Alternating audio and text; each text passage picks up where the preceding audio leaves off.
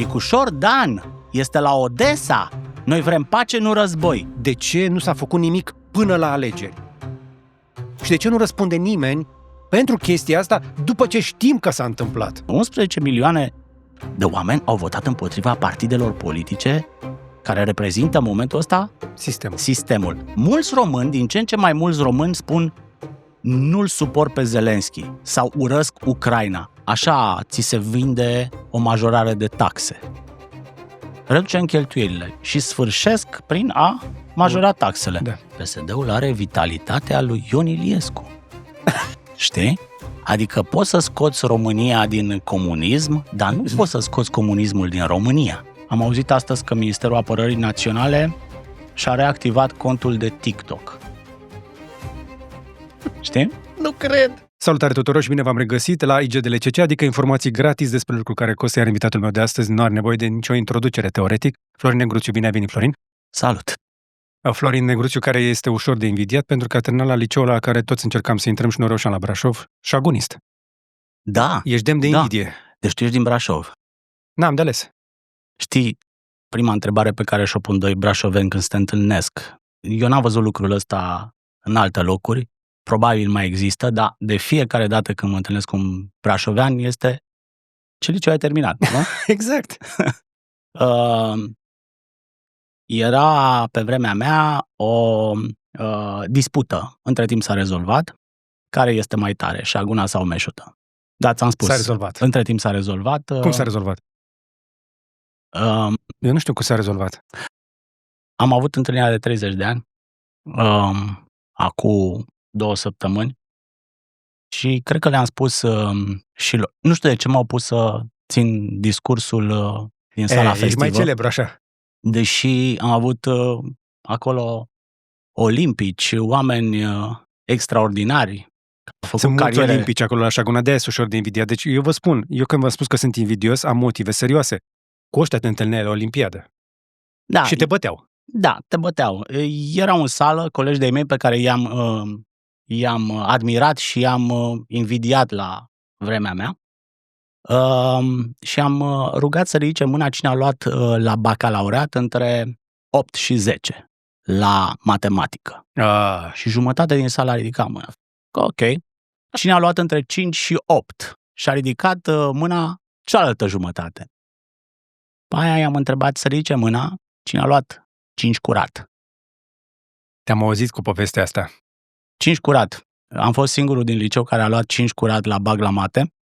Deci aici pot să spun că sunt mai tare ca tine, am luat un pic mai mult.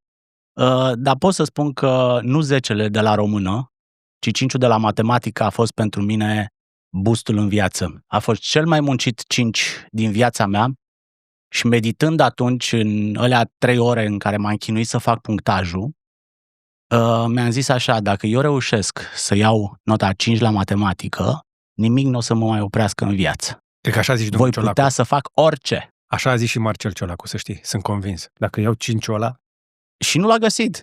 Gândește că el nu l-a găsit, încă nu l-a găsit. El încă își caută facturile de la Nordis. Deci tu vrei să-l încurajezi acum pe domnul Ciolacu să vină. Dacă a zis Florin Negruțiu că el a luat 5 la mate, dacă el a recunoscut public că a luat doar 5 la matematică, poate recunoaște și Marcel Ciolacu.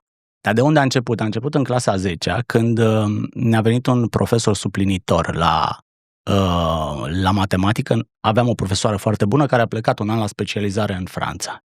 Și omul ăsta mie mi-a schimbat viața, pentru că la prima oră de curs a zis așa: prefer omul fără cunoștințe decât cunoștințele fără om. La mintea mea, la 16 ani, am luat-o foarte literal. Și am zis, dom'le, dacă eu reușesc să-mi fac un sistem în anii de liceu și să devin om care va să zică că nu trebuie să mai știu matematică. Prin urmare, m-am străduit din răsputeri să-mi fac propriul meu sistem, astfel încât să nu trebuiască să știu matematică. Eu eram la mate fizică. Gândește că eu dădeam teză la matematică, la fizică, la chimie, în fiecare trimestru, trimestru de trimestru. După care, evident, am plecat la București și am dat la litere. Adică... De ce nu? Și asta m-a ajutat foarte mult. Foarte mult. Faptul că eu am făcut realul m-a ajutat foarte mult să intru la facultate au spus că este un examen greu. Erau 10 pe loc, atunci să deau examene grele ca să intri la facultate. Nu se intra pe dosar. Era concurența naibii. Și ziceau, e un examen greu, a fost un examen greu. Ascultam și eu prin jur. Mie nu mi s-a părut atât de greu, pentru că eu avusesem anii ăștia de liceu. Ai făcut șaguna, mă. Hai, mă. Asta că știu eu. Ăștia de la șaguna, vă spun eu, un pic aroganți, dar pe bună dreptate, pentru că selecția se făcea destul de sever. Se intra și nu prea pe șpăgi și pe pile. Nu, pe vremea aia nu. Pe vremea aia nu. Dar, era ceva. Ăștia aveau teren de fotbal mare și vedeau lumea de sus. Voi vedeați lumea de sus de acolo, din șchei. Și de foarte mult m-a fascinat poziția, felul în care au pus înaintașii noștri liceul ăla fix acolo, ca să fie așa un mare middle finger față de sași. Știi că de acolo se vede Poarta Caterinei, Poarta Șchei, și au făcut românii o școală și au zis, nu ne lăsați înăuntru, că românii nu intrau decât o dată pe săptămână, nu? Intrau duminica, mi se pare.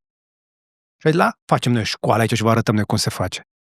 Și acest temperament, această atitudine, practic, la șaguna erau suveraniști înainte să fie cool. Lucrul ăsta ne spuneau profesorii noștri. Voi sunteți cei mai tari. Voi veți stăpâni pământul. De asta, ideea asta că ai terminat șaguna și ești nițel arogant, cum spui tu, era o chestie cultivată. Ei ne-au dat încrederea asta formidabilă de a face ce vrei tu. De a ajunge la desăvârșirea pe care ți-o dorești, cum zic americanii, the pursuit of happiness. Dacă încerci suficient de tare... Exact, nu este garanția. Nu garanția că vei fi fericit. Păi nici americanii nu spun că îți dau garanția fericirii. Dacă muncești suficient de tare și îți dorești suficient de mult, poți să ajungi unde vrei tu. Mulți au făcut cariere foarte bune, strălucite prin toată lumea asta. Au venit oameni din Australia, din Statele Unite, din Franța, din Marea Britanie, peste tot. Cei mai buni au plecat la început. Ceilalți am rămas. Mă rog, sunt foarte buni și cei care au rămas. Dar tu de ce n-ai plecat? Că între toți colegii mei, noi suntem cam aceeași generație. Erau fix aceleași discuții. Am avut colegi, eu am venit într-o clasă în care toți dădeau la medicină și întotdeauna pe fiecare promoție era unul diliu care dădea la altceva. Promoția dinaintea mea, unul a dat la actorie. Promoția mea am dat eu la jurnalistică. Restul s-au dus, majoritatea s-au la medicină. Mulți erau cu gândul deja la plecare de atunci. Erau anii 90, toți voiam să rupem lanțul ca tigrii. Tu de ce n-ai plecat? Eu mi-am dorit foarte mult să plec. Era obsesia mea să plec. Ți-am spus, în alea 3 ore, când dădeam bacul la mate, mi-am zis că pot să fac orice îmi doresc. Dacă eu reușesc să trec de hopul ăsta, nimic nu o să mă mai oprească și timp de 10-15 ani pe urmă, m-am dus la toate examenele, la toate concursurile. Orice s-a scos la concurs, eram hop și eu acolo, ca să trăiesc adrenalina asta. Prin urmare, erau ani în care se scoteau burse în America. Erau burse date de statul american, burse date de diverse ONG-uri, nu era Soros, era după Soros. Burse GMF, German Marshall Fund, adică erau... am luat o bursă Carter, l-am cunoscut pe președintele Carter. Deci, eu m-am dus și am văzut America, grație burselor ăstora, 4 sau 5 burse, erau burse foarte mișto, itinerante, călătoreai. Am văzut America de la est la vest și de la sud la nord, am lucrat în redacții, am cunoscut oameni, am cunoscut cultura, am stat în familii pe acolo, am legat mari prietenii și îmi doream să rămân. Dar mi-am dat seama de următorul lucru, că de fapt eu lucrez în limba română. Asta a fost lucru care m-a oprit. Aș fi putut să fiu un jurnalist în Statele Unite și în timp probabil să reușesc să ajung la un anumit nivel.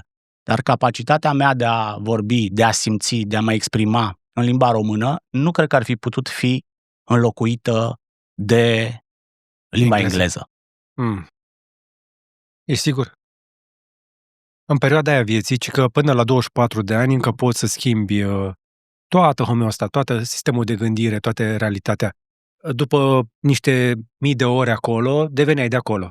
Și mai era un lucru, aici era greu. Era foarte greu, gândește când m-am dus eu prima dată în America, eram în plin regim Năstase. Nu se putea respira aici. În presă era foarte greu. Când am ajuns în America într-o redacție la Hartford Courant, un ziar, ei se mândreau că este cel mai vechi ziar din Statele Unite publicat în mod continuu, în Hartford, Connecticut. Și acolo m-au trimis la un eveniment, se mutau tipografii, era highlight-ul zilei în oraș, se muta tipografia din casa lui Mark Twain într-un muzeu de lângă casă și ăsta era un mare eveniment în orașul respectiv. Aici te luptai cu corupția, te luptai cu baronii locali, cu regimul Năstase. Era acțiune în presă în România. Așa e. Anii au fost într-adevăr foarte intensi. Acum, poate că asta zici tu, că cu sistemul de gândire ziceam că multe lucruri se seamănă. Eu am prins o bursă nemțească. Și fix în 2003 eram în Berlin și mă gândeam, mie îmi place aici. Eu cred că m-aș descurca aici. Și totuși m-am întors. Și, sincer, eu nu pot să spun asta cu sistemul de gândire. Pur și simplu a fost o decizie de instinct. Și nu regret nimic. Nu știu de ce, dar suntem destui care am rămas pe aici și acum văd un val de întoarceri. Valul ăla de întoarceri încă rezistă. Eu sper să reziste, dacă nu pun ăștia economia pe butuci, încă o dată, dacă e mai posibil așa ceva, că ne-am obișnuit cu toții cu binele. Gândește-te la un lucru. Dacă ieșai invers, ai fi văzut un val masiv de plecări. Ce s-a întâmplat în anii 90, că suntem în 13-15, da? Imediat după mineriadă, a fost primul mare șoc al societății post-democratice, post-decembriste. Au fost zeci de mii de români care au plecat din țară, agresați de propria lor țară. În momentul ăla. Exact. A fost o hemoragie de oameni foarte buni, foarte competenți. Puteai să ai aici o țară precum Polonia. Dacă noi nu am fi avut acel șoc, mineriadele, adică o revanșă a comunismului și a securismului contra oamenilor care au răsturnat regimul. Dacă n-am fi avut mineriadele astea, nu ar fi intrat România 10 ani în carantină.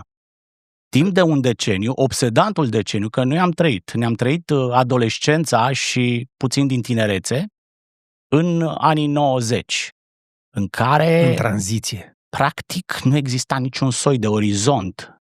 Nu exista. Dacă voiai să pleci la Paris, trebuia să iei viză. Stăteai la cozi. Când am ieșit prima oară din țară, am fost, după ce am stat 10 ore la Nădlac să ies, țiu minte că au oprit austriecii autocarul și ne-au încolonat pe toți la 1 noaptea ca pe deținuții, cu bagajele pe jos, pe ploaie. Eu cred că o făceau și din plăcere. Austriecii nu o făceau doar pe procedură. Așa era România în anii aia. Ăsta era respectul pe care România suverană, că era suverană, nu era în Uniunea Europeană, era o țară suverană, independentă și mândră. Corect. Asta însemna, la nivelul cetățeanului, suveranitatea anilor respectiv. Să-ți mai spun de Ceaușescu. Ceaușescu a fost primul suveranist al țării. Mai suveranist decât el nu o să fie Călin Georgescu în viața vieților lui, sau George Simion, sau Șoșoacă. Anii 90, așadar, o hemoragie. Eu am făcut la un moment dat un calcul că eu când am venit în București în 2003, după rasolul al meu cu Bulgaria, cu investigația, m-am ocupat de infrastructură și mergeam des la aeroport. Și am observat un lucru foarte interesant. Plecau avioanele pline, se întorceau goale. Ani de zile, nu vorbesc despre o săptămână, o lună, ani de zile avioanele alea plecau pline, se întorceau goale. Erau foarte ieftine biletele de venit în România, că nu zbura nimeni, erau goale. Deci erau pe vremea companii gen Volare, My Air. Ți-aduce aminte de companiile astea? Nu le mai știe multă lume. Erau făcute niște mafiozi de prin Italia, care cărau români la muncă. Ei luau din autocare și urcau în autobuz. Ani de zile s-a întâmplat chestia asta. Nu vorbim doar despre o perioadă foarte scurtă. Deci acest brain drain... Ăsta a fost al doilea. Ăsta a fost valul 2. Primul val a fost al oamenilor care au plecat din motive politice. Da? Prima generație care a plecat după mineriadă a plecat pentru că se simțea agresată de regimul nou instalat la conducerea României. Așa e. Erau oameni care erau cam de vârsta noastră, nu? Undeva își ajunseseră la maturitate în comunism, făcuseră revoluția, sperau într-o cu totul altă lume și șocul a fost că au fost trași înapoi exact în lumea din care plecaseră. Și atunci au zis, asta nu este o țară de trăit. Am cunoscut coincidență mulți români. Sau nu, domnul Iliescu fix în aceste momente de la Spitalul SRI și cineva de pe internet. Și dorim multă sănătate. Cei de care vorbești tu sunt cei care au plecat în valul 2. A fost un val masiv de oameni muncitori care au plecat din motive economice. Valul ăsta care ar fi... a urmat un val de profesioniști, doctori, ingineri, IT-ști, mă rog, oameni care și-au făcut școala în România, o școală bună, și care și-au dat echivalările dincolo și au reușit să se integreze în societățile lor. Am ajuns astăzi când, uite, închidem cercul. Ce s-a întâmplat acum în România a echivalat cu o mineriadă nereușită. Am fi putut să avem iarăși zeci de mii de români care și-ar fi luat bilet one-way ticket. La tine acasă au fost discuții de genul ăsta? Nu. Eu rămân. Sunt prea bătrân ca să mai plec. Sunt mulți oameni care mi-au spus și m-au întrebat ce planuri aveți, pentru că, bine, tu erai sus în vârful listei. Eu eram pe la ultima pagină. Dar s-ar fi făcut un pic de curățenie aici. Da, n-a fost niciodată în ultimii 35 de ani un nivel atât de ridicat de ură. De ură, de violență. Curățenia venea. Îți garantez eu, curățenia venea. Și era făcută cu mare plăcere, inclusiv din partea unor concetățeni de-ai noștri. Bineînțeles, ar fi aplaudat. I-am văzut în anii 90, aplaudându-i pe mineri. Bucureșteni, aplaudându-i pe mineri, pentru că le crăpaseră capetele studenților golanilor din piața universității. Dar să știi că și în istorie găsești această voluptate a violenței, ducând până la o voluptate a crimei. La școală nu se învață de pildă despre pogromul de la Iași, unul dintre cele mai rușinoase momente din istoria recentă a poporului român, când practic vecinii s-au întors împotriva vecinilor lor și au ucis cu bâtele. Atunci, la Iași au murit zeci de mii de oameni în 3 zile, asasinați de armată, de jandarmerie, dar și de vecinii lor civili, pentru simpla vină că erau evrei. Există această genă violentă pe care regimurile cu tendințe autocrate sau dictatoriale, care cultivă violența, inițial violență de limbaj, această genă o scol la suprafață. Asta a ieșit în lunile astea. Asta i-a speriat pe foarte mulți români. Mulți care spuneau, asta este o țară din care trebuie să plecăm. Era acolo, dar era de multă vreme acolo, da. Nu a dispărut niciodată. Și nu a dispărut nici astăzi, adică să nu ne închipuim că oamenii ăștia nu sunt acolo. Îi simt, îi văd pe rețelele sociale, îi văd în amenințările de pe online, îi văd în mesajele pe care le primesc în fiecare zi, îi mai văd și pe stradă. Se mai trezește câte unul cu o privire de asta pe sub gene, așa, să uită. Dar n-are curaj să deschidă gura, iar trebuie o tastatură să te înjure dacă se poate. Da, pentru că tu, când îl ucizi pe ăla din taste, nu-l mai vezi ca pe un om. Da. Dar apropo de chestia asta, că mă gândeam, dar cine sunt ăștia? De cele mai multe ori nu sunt chiar oameni tineri. În ultima generație actuală sunt mult mai puțin violenți decât cele dinainte, la nivel planetar, dacă vrei. Nivelul de violență a scăzut dramatic la generația nouă. Era, spre exemplu, o postare pe contul București pe Instagram, ieri, cu un pensionar care l-a luat la șuturi pe un dita mai zdrahonu cu un rucsac ăla de livrări în spinare. I-a lovit trotineta, a dat peste el cu mașina cu trotineta și tot el a sărit cu gura la ăla și ăla se uita așa la acel pensionar. Era străin? Era român. Era, cel puțin arăta alb la față.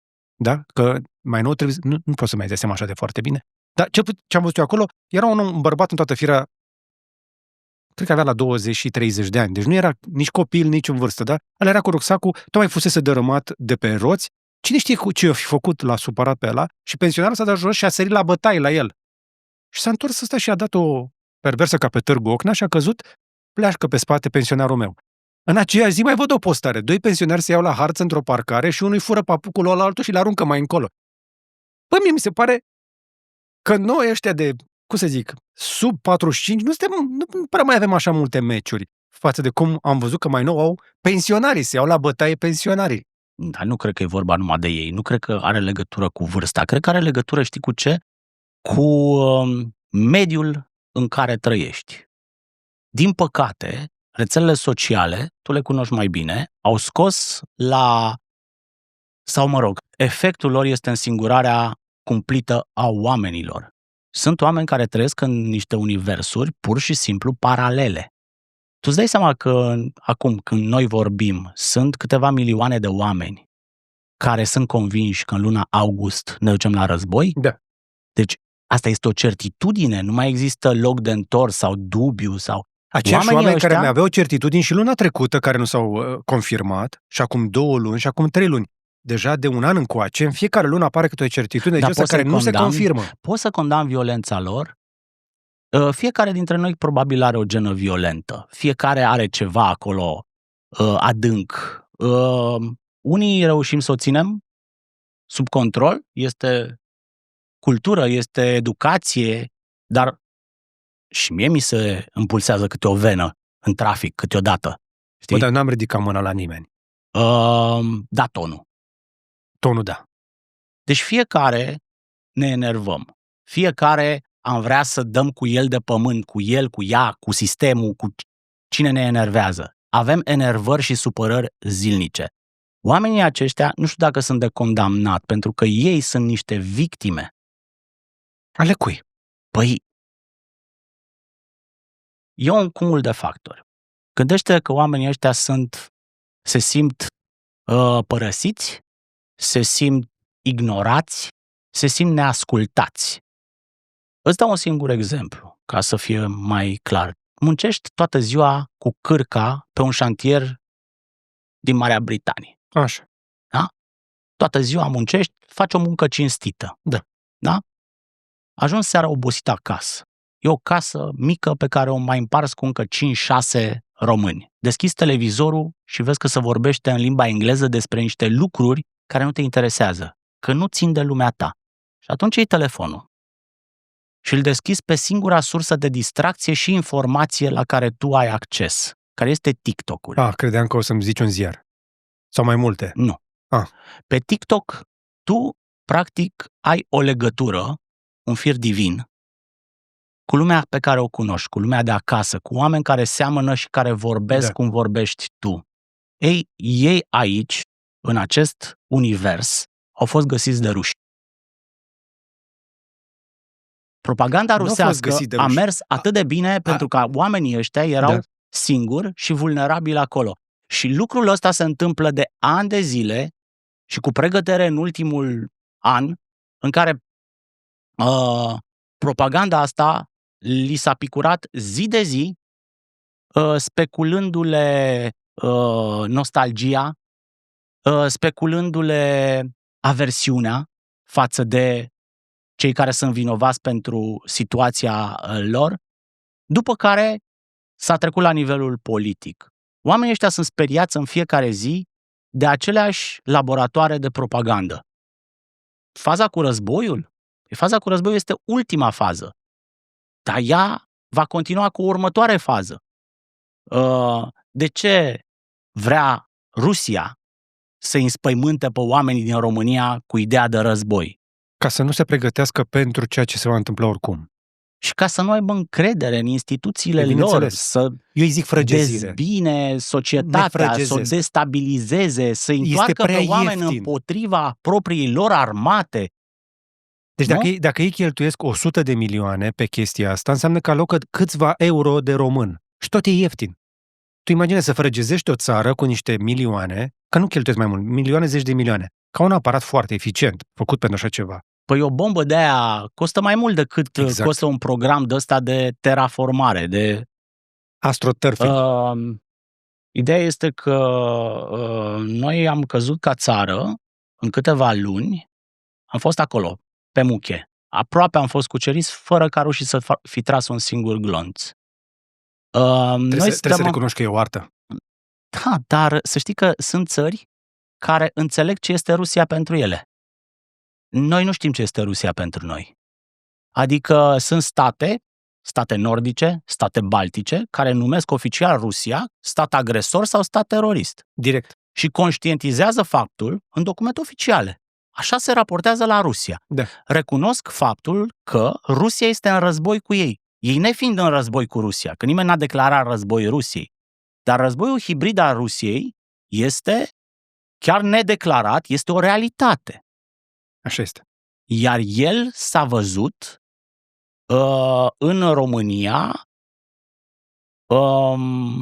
la alegeri și după alegeri s-a văzut cât de nociv poate să fie în condițiile în care tu nu ai o strategie de apărare. Noi nu știm nici ce este Rusia pentru noi, adică noi nu știm că suntem atacați, oficial noi nu știm că suntem atacați de ruși. Și neștiind dacă noi suntem, nici nu avem un scut de apărare, noi avem scutul de la DVSL-ul, în ideea că îți cad niște bombe în cap. Dar ce te faci când îți cad niște bombe informatice în cap? Zi de zi, oamenii din țara asta sunt bombardați cu roiuri de drone, cu fake news, cu dezinformare și așa mai departe. L-am întrebat fix despre chestia asta pe Mircea Joana. Pe articolul 5 se califică inclusiv atacurile de genul ăsta. Și cu toate astea, noi nu avem niciun fel de răspuns. Am mai avut aceeași discuție despre ce fac rușii la noi, inclusiv săptămâna trecută cu profesorul Goșu, care ne întrebam retoric. Noi chiar nu avem trădători aici? Pentru că instituțiile noastre nu prind, nu reclamă, nu atrag atenția Rusiei.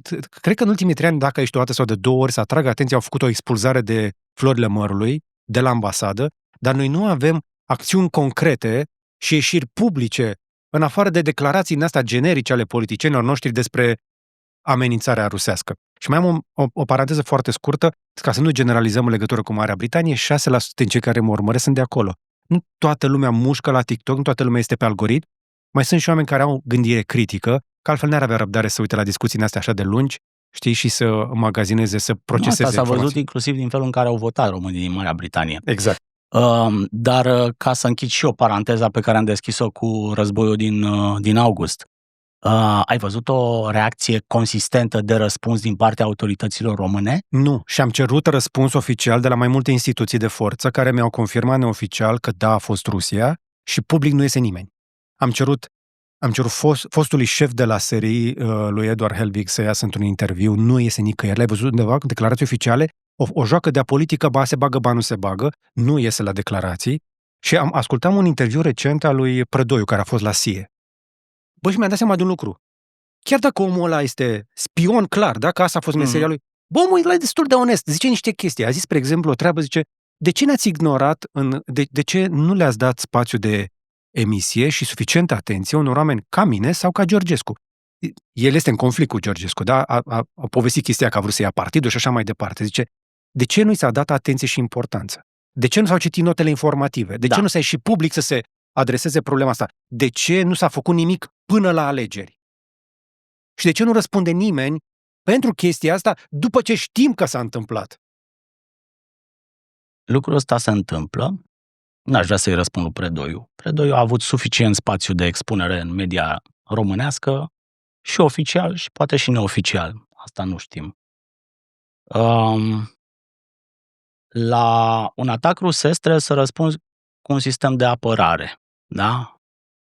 Cu un scut defensiv. Am auzit astăzi că Ministerul Apărării Naționale și-a reactivat contul de TikTok.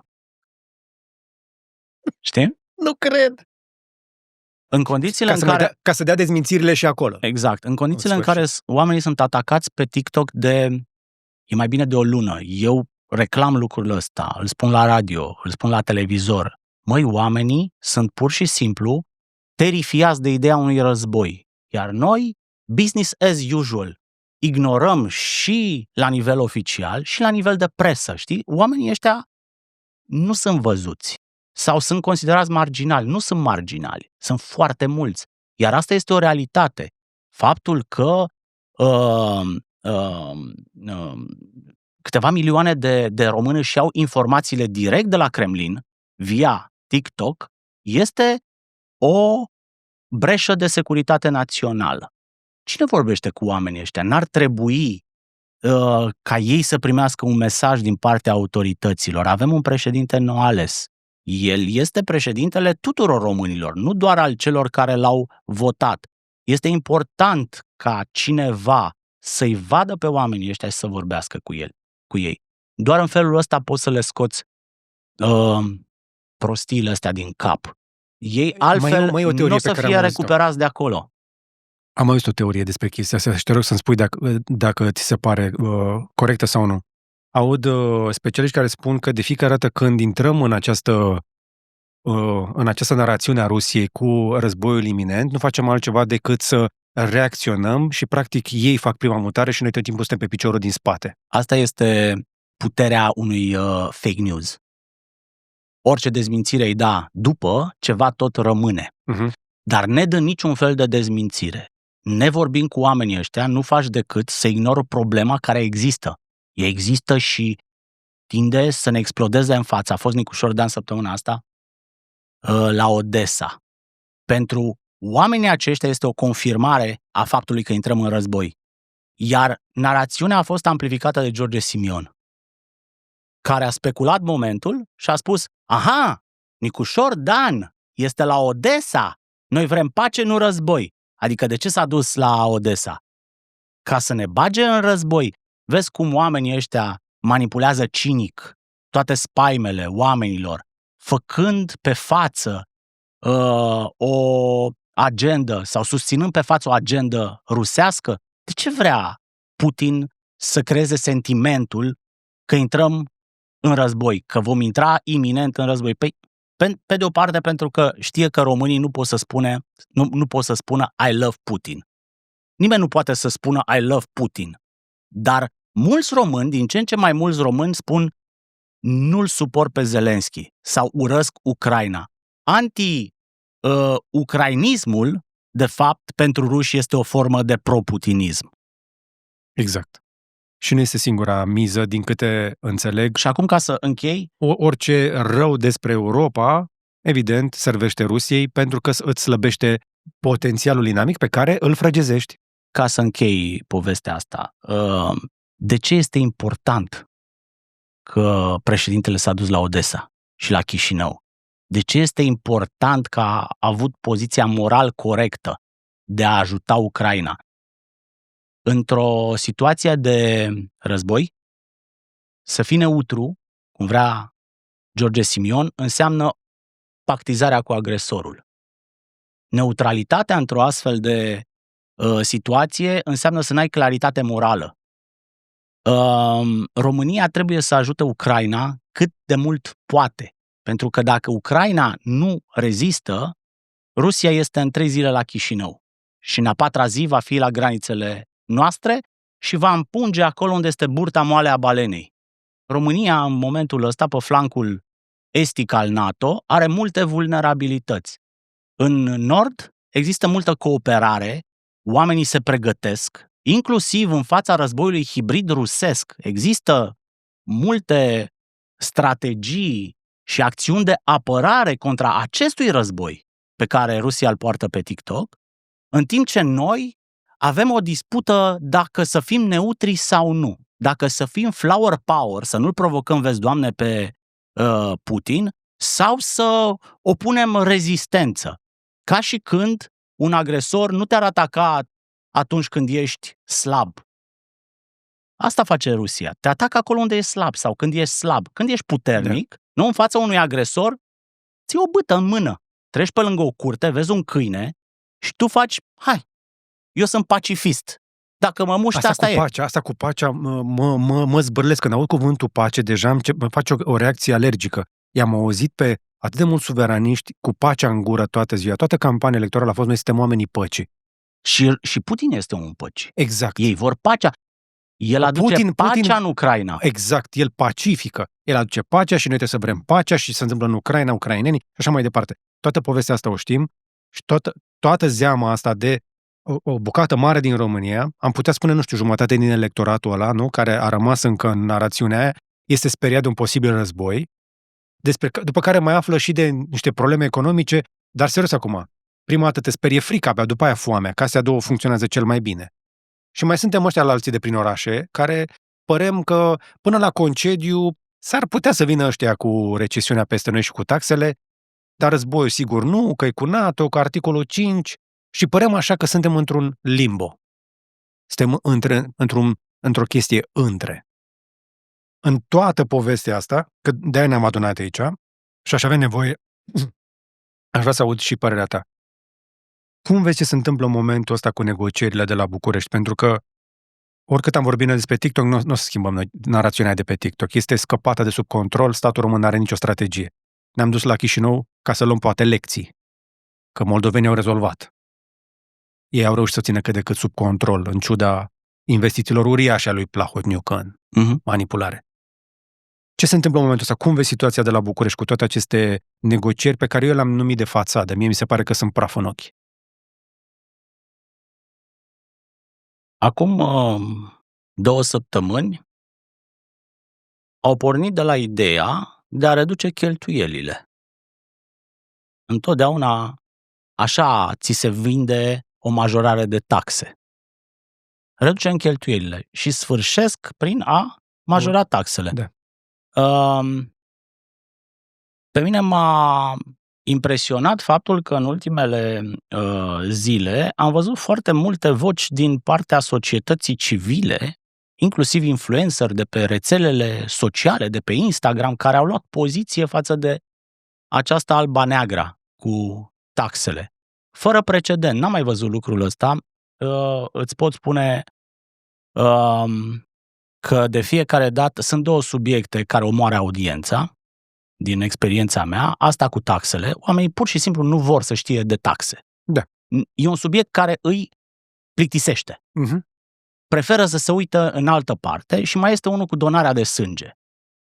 Și ăsta îți omoară, deși noi suntem niște oameni muncitori și generoși, dar când le vorbești despre subiectele astea, ți-ai pierdut audiența. De data asta s-a întâmplat ceva.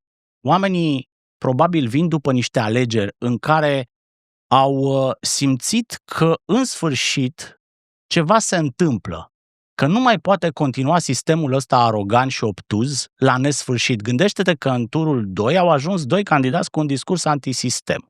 Declarat. 2 candidați antisistem. Deci, practic, 11 milioane de oameni, 5 ai lui Simion, 6 ai lui Nicu Șordan, 11 milioane de oameni au votat împotriva partidelor politice care reprezintă în momentul ăsta sistemul. Dar ei nu au votat împotriva ideii de partide politice, sau măcar o parte, marea majoritate. Or fi fost și unii care au mers după fenta lui Călin Georgescu, relația directă cu conducătorul. Oamenii au votat împotriva stilului ăsta pur și simplu dezgustător de a lua decizii peste capul oamenilor. Și acum n-au trecut 3 săptămâni de la alegeri și vedem exact același lucru. Exact aceeași alba-neagră. Exact același stil de a semnaliza dreapta și de a face stânga. Și a venit Nicu Șordan la un moment dat, săptămâna asta, și le-a spus un lucru. Am spus atunci, mi se pare că a resetat negocierile, a spus creșterea de taxe și de impozite trebuie să fie ultima soluție. După ce statul se va fi reformat, după ce ANAF-ul își va fi eficientizat colectarea și după ce programul ăsta de austeritate va fi fost deja aplicat la stat. Și de-abia atunci, când nu mai sunt soluții, putem discuta despre creșterea taxelor și impozitelor. I-a ținut fix 24 de ore, a ieșit PSD-ul și a spus că este împotriva creșterii de taxe și de impozite. Aia cu seniorii. După care a venit cu impozitul de solidaritate. Exact, solidaritatea asta cu solidaritatea, sau l-auzeam pe unul tot așa de la PSD azi dimineață care spunea tot ce trebuie să facem să avem grijă de seniorii noștri. Dar n-a zis nimeni să n-ai grijă de ei. Întrebarea nu era dacă le facem sau nu rău pensionarilor din țara asta. Nu așa se pune problema. E tot timpul o fentă. Astăzi au venit cu impozitul progresiv. Vechea obsesie a PSD-ului este un soi de haiducie. Știi? Să luăm de la bogați și să le dăm săracilor, seniorilor, pensionarilor. Mereu îi bagă în față pe oamenii aceștia cu venituri mici în ideea că ei sunt mesagerii echității sociale. Adică ei împart bunăstarea la toată lumea. Între noi fie vorba, ei nu împart bunăstarea, împart sărăcia, da? Asta e părerea mea, aici sunt subiectiv, dacă vrei. Aici suntem de acord. Eu, când îl aud pe Sorin Grindeanu vorbind despre echitate și redistribuire, prima întrebare care îmi vine pe buze este cât a costat jetul Nordis? Cât au costat toate deplasările cu jetul de lux al Nordis? Sau cât este o notă de plată într-un club de la fit cu Laura Vicol? Prima dată... Și a făcut și el o aroganță. Da, sau mai multe. Cât au costat aroganțele astea? Dar chiar dacă îl dăm deoparte pe Sorin Grindeanu, că avem o antipatie justificată împotriva lui... Nu, eu am chiar o curiozitate vis-a-vis de notele astea de plată. Auzi, în orice țară normală la cap, chestia aia era motiv de scos din politică. La noi nu. Și asta mi-arată nu doar o lipsă crasă de cadre din PSD, eu cred clar că ăla nu mai e un partid, ăla este o organizație cu câțiva oameni care controlează partidul acolo sus de tot. Faptul că ei nu pun pe altcineva în față și îl scot doar pe Grindeanu, care este clar consumat din punct de vedere marketing politic, ar trebui să aducă pe altul care să ne vorbească de echitate, că ei știu clar că, dacă vorbești de echitate, nu poți să mi-l aduci pe la cu Nordis, că nu se leagă. Și dacă vrei să aduci niște specialiști care să rezolve problema deficitului, nu-i aduci tot pe aia care au creat problema deficitului. Exact.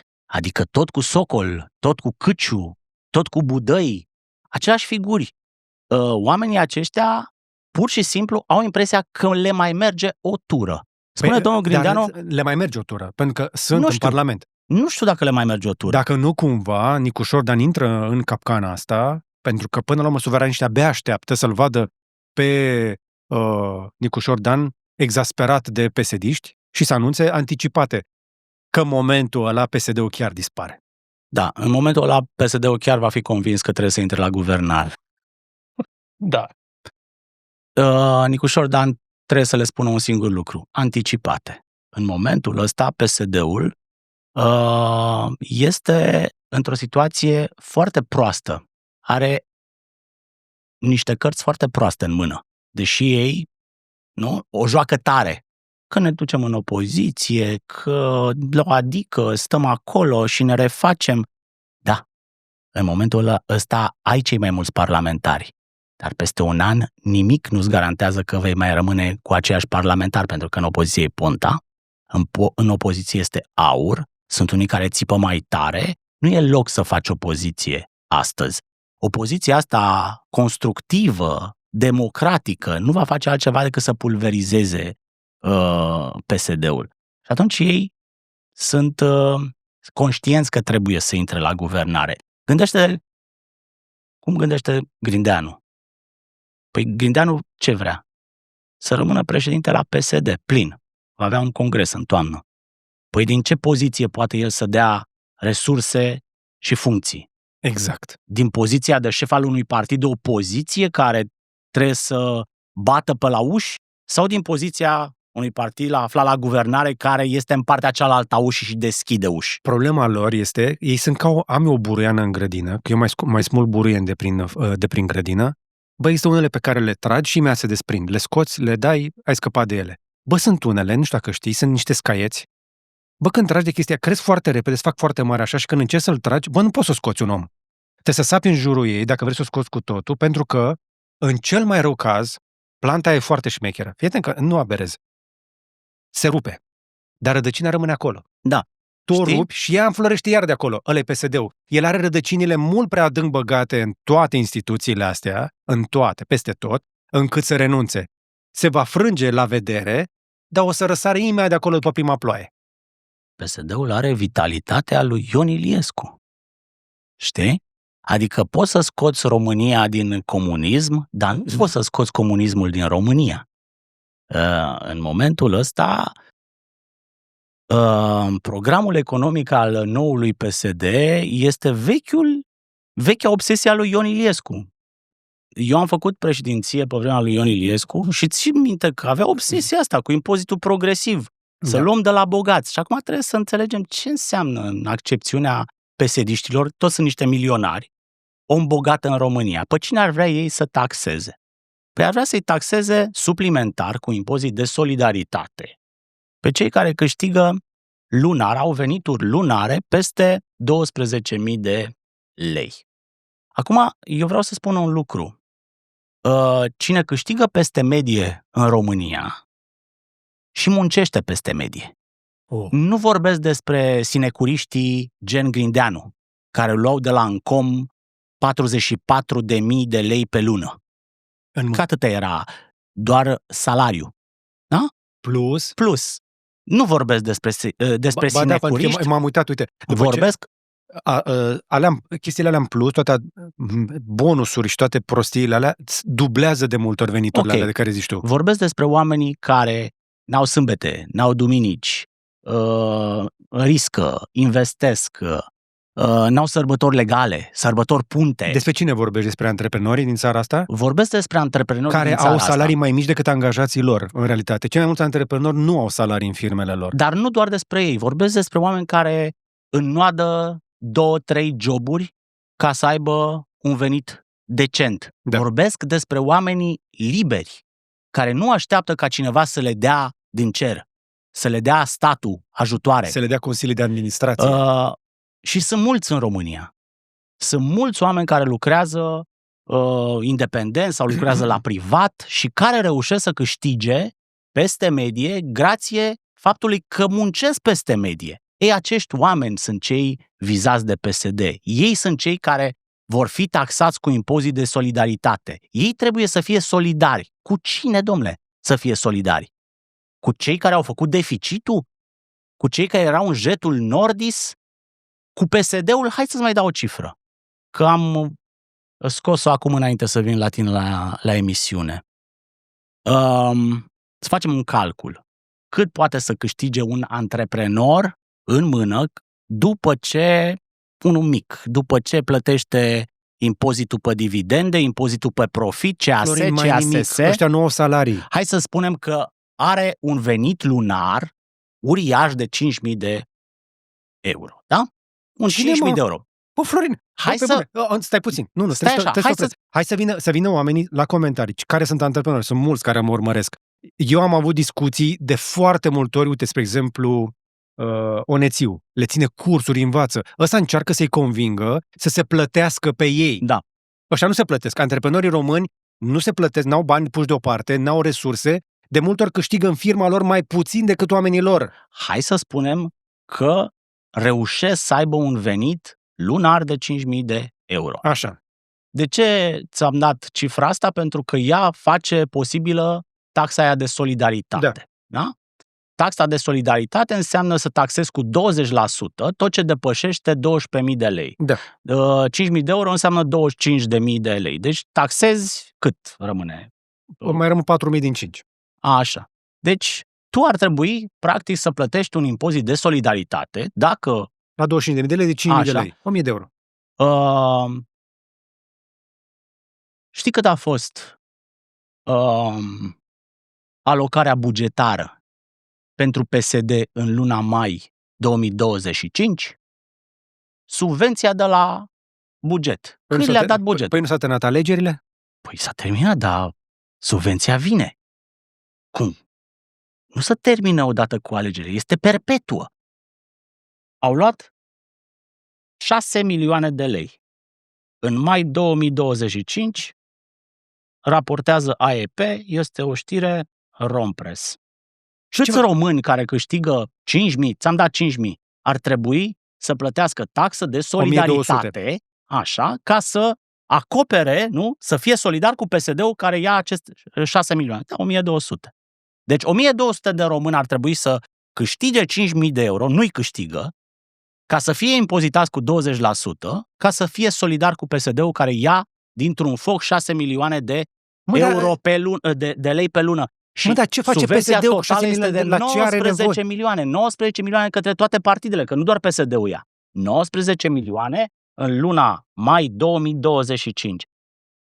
Dar serios, la ce are nevoie PSD-ul de 6 milioane, că au și sediu dat de la REA PPS, au deja salarii în Parlament, chestia asta vine peste. Mai au și, nu doar salariile din Parlament, mai au toate sinecurile, mai au toate funcțiile din guvern. Deci vorbim că sunt peste tot. Peste chestia asta, încă 6 milioane. Ce face PSD-ul cu 6 milioane? A fost zilele astea o discuție, n-ar fi cazul să ne restrângem și noi, adică pe la partide, să mai tăiem din subvenția pentru partide cu 30%, nu să o eliminăm. N-au fost de acord. Și vine domnul Grindeanu cu impozitul de solidaritate, care este precursorul impozitului progresiv, și are impresia că a descoperit, domnule, soluția la deficitul bugetar. Păi îl ia lumea cu pietre în condițiile astea. Spune, vă salvăm de creșterea TVA-ului. Băgăm impozitul progresiv, aducem bani la buget de la bogații ăștia din mediul privat și nu trebuie să creștem TVA-ul. Este ca și când Grindeanu sau PSD-ul ți-ar spune, domnule, nu stai un picior. Hai că te-am salvat. Rămâi cu piciorul, dar stai o mână. Nu? Dar n-ați vrea să începeți de la voi? N-ați vrea să începeți de la bonusurile de la Romsilva? N-ați vrea să începeți cu indemnizațiile din CEA-uri? Cu impozitul, cu subvenția pentru partide? Percepția ta este corectă, reacția oamenilor este mai puternică ca niciodată la postările de pe social media despre acest subiect. Eu nu credeam că postarea mea, eu postez, pe exemplu, pe X, Twitter, și colegul meu Vlad le ia și le mai pune și pe Facebook. Eu am rămas șocat ce reacție a fost pe Facebook. S-a viralizat fantastic când am zis că, exact ce ai zis tu, să înceapă ei primii și că de ce încep noi, că nu am fost acolo când s-a făcut furtișagul și când s-a dat gaura. Eu n-am dat gaura, ei au dat gaura. Da? Oamenii sunt interesați de chestia asta, dar întrebarea este, oamenii sunt interesați, le pasă, se uită la chestia asta, dar ne uităm toți de pe margine. Ce putem face noi în fața unui PSD care pare obiectul acela, cum îi spune, un obiect care nu se mișcă, știi? Un obiect care nu se poate mișca trebuie să întâlnească cu o forță de neoprit. Cum contrapunem noi acestui Borg, știi ce e un Borg, nu? Din Star Trek, care este acest PSD, o forță suficientă astfel încât să-l convingem, pentru că n-ai cum să scapi de ei, vor fi la guvernare, nu ai cum să scapi de ei decât dacă faci anticipate. Dacă facem anticipate, vine domnul Călin Georgescu în Parlament, bag mâna în foc. Mâna aia de care zici tu mai devreme. Și atunci, dacă vreți să facem guvern cu PSD-ul, trebuie să forțăm PSD-ul cumva. Cum facem noi? Că nu cred că e suficient să lăsăm pe Nicu Șordan, pentru că PSD-ul, părerea mea, îl lasă pe Nicu Șordan să se faulteze singur zilele astea. Pe de o parte, PSD-ul nu este în poziția de a pune condiții. Dar le pune. Dar o face. Le pune pentru că știe să negocieze în felul ăsta, în forță. Este o negociere în forță. Dar ceilalți trebuie să conștientizeze că PSD-ul nu are o mână bună de cărți. Nu este în poziția de a pune condiții de genul ăsta. De pildă, eu nu-l văd pe Ilie Bolojan sau PNL-ul lui Ilie Bolojan să renunțe la cota unică și să treacă la impozitul progresiv al PSD-ului. Ce PNL mai e ăla? Eu nu văd USR-ul să accepte impozitul de solidaritate. Eu nu-l văd pe Nicu Șordan să vină cu planul ăsta prin care oamenii care muncesc, da? Și care își plătesc taxele sunt pedepsiți. Eu sunt convins că PSD-ul pregătește altceva. Asta e praf în ochi, este exact ce ai zis tu, tactică de negociere, vor veni cu altceva. Și cred că acel altceva o să fie TVA-ul. Dar, nu știu, poate aberez eu. Însă, împotriva lui Bolojan au început deja să folosească banii de care spuneai și toate instrumentele pe care le-au, toate sforile, ca să-l denigreze. Și am rămas un pic dezamăgit când am auzit despre această stenogramă scăpată de la PSD, în care Victor Negrescu spunea chiar că ar trebui cumva denigrat Bolojan în aceste negocieri. Ai auzit de stenograma aia? Da, este lupul tânăr. Eu îmi pun speranțe totuși. Eu îmi pun speranțe din Victor Negrescu. Noua față din PSD, dar cu apucături de șulfă bătrână. Ei funcționează foarte bine pe principiul ăsta să o scăpăm pe surse. Multe dintre lucrurile care se discută acolo sunt scurse de PSD prin presă tocmai pentru a sabota negocierile. Cu alea 6 milioane pe lună, ca să înțelegeți, da? Deci PSD-ul le scapă în presă cu 6 milioane pe lună. Inclusiv, acum, discuția despre tăierea burselor școlare și a ajutorului de înmormântare. Astea sunt scurse tot de PSD. Uite, domnule, ce vă pregătesc ăștia. Ei, nefiind conștienți că asta nu e altceva decât muniție pentru propaganda AUR. Exact. Imediat AUR a preluat narațiunea asta, scursă absolut iresponsabil de PSD în presă, și o rostogolește. Uite ce vă pregătesc ăștia. Vedeți? Dacă ați votat cum ați votat, spălați-vă cu mucușor pe cap. Băi, uite, asta cu mucușor mi se pare atât de jegoasă. Păi da, dar altceva este, nu poți. Bă, pe bun, atât. Asta e singura folosită chestie. Inclusiv de colegii tăi din presă. Sunt colege foarte bune, jurnaliste, care au nivelul ăsta.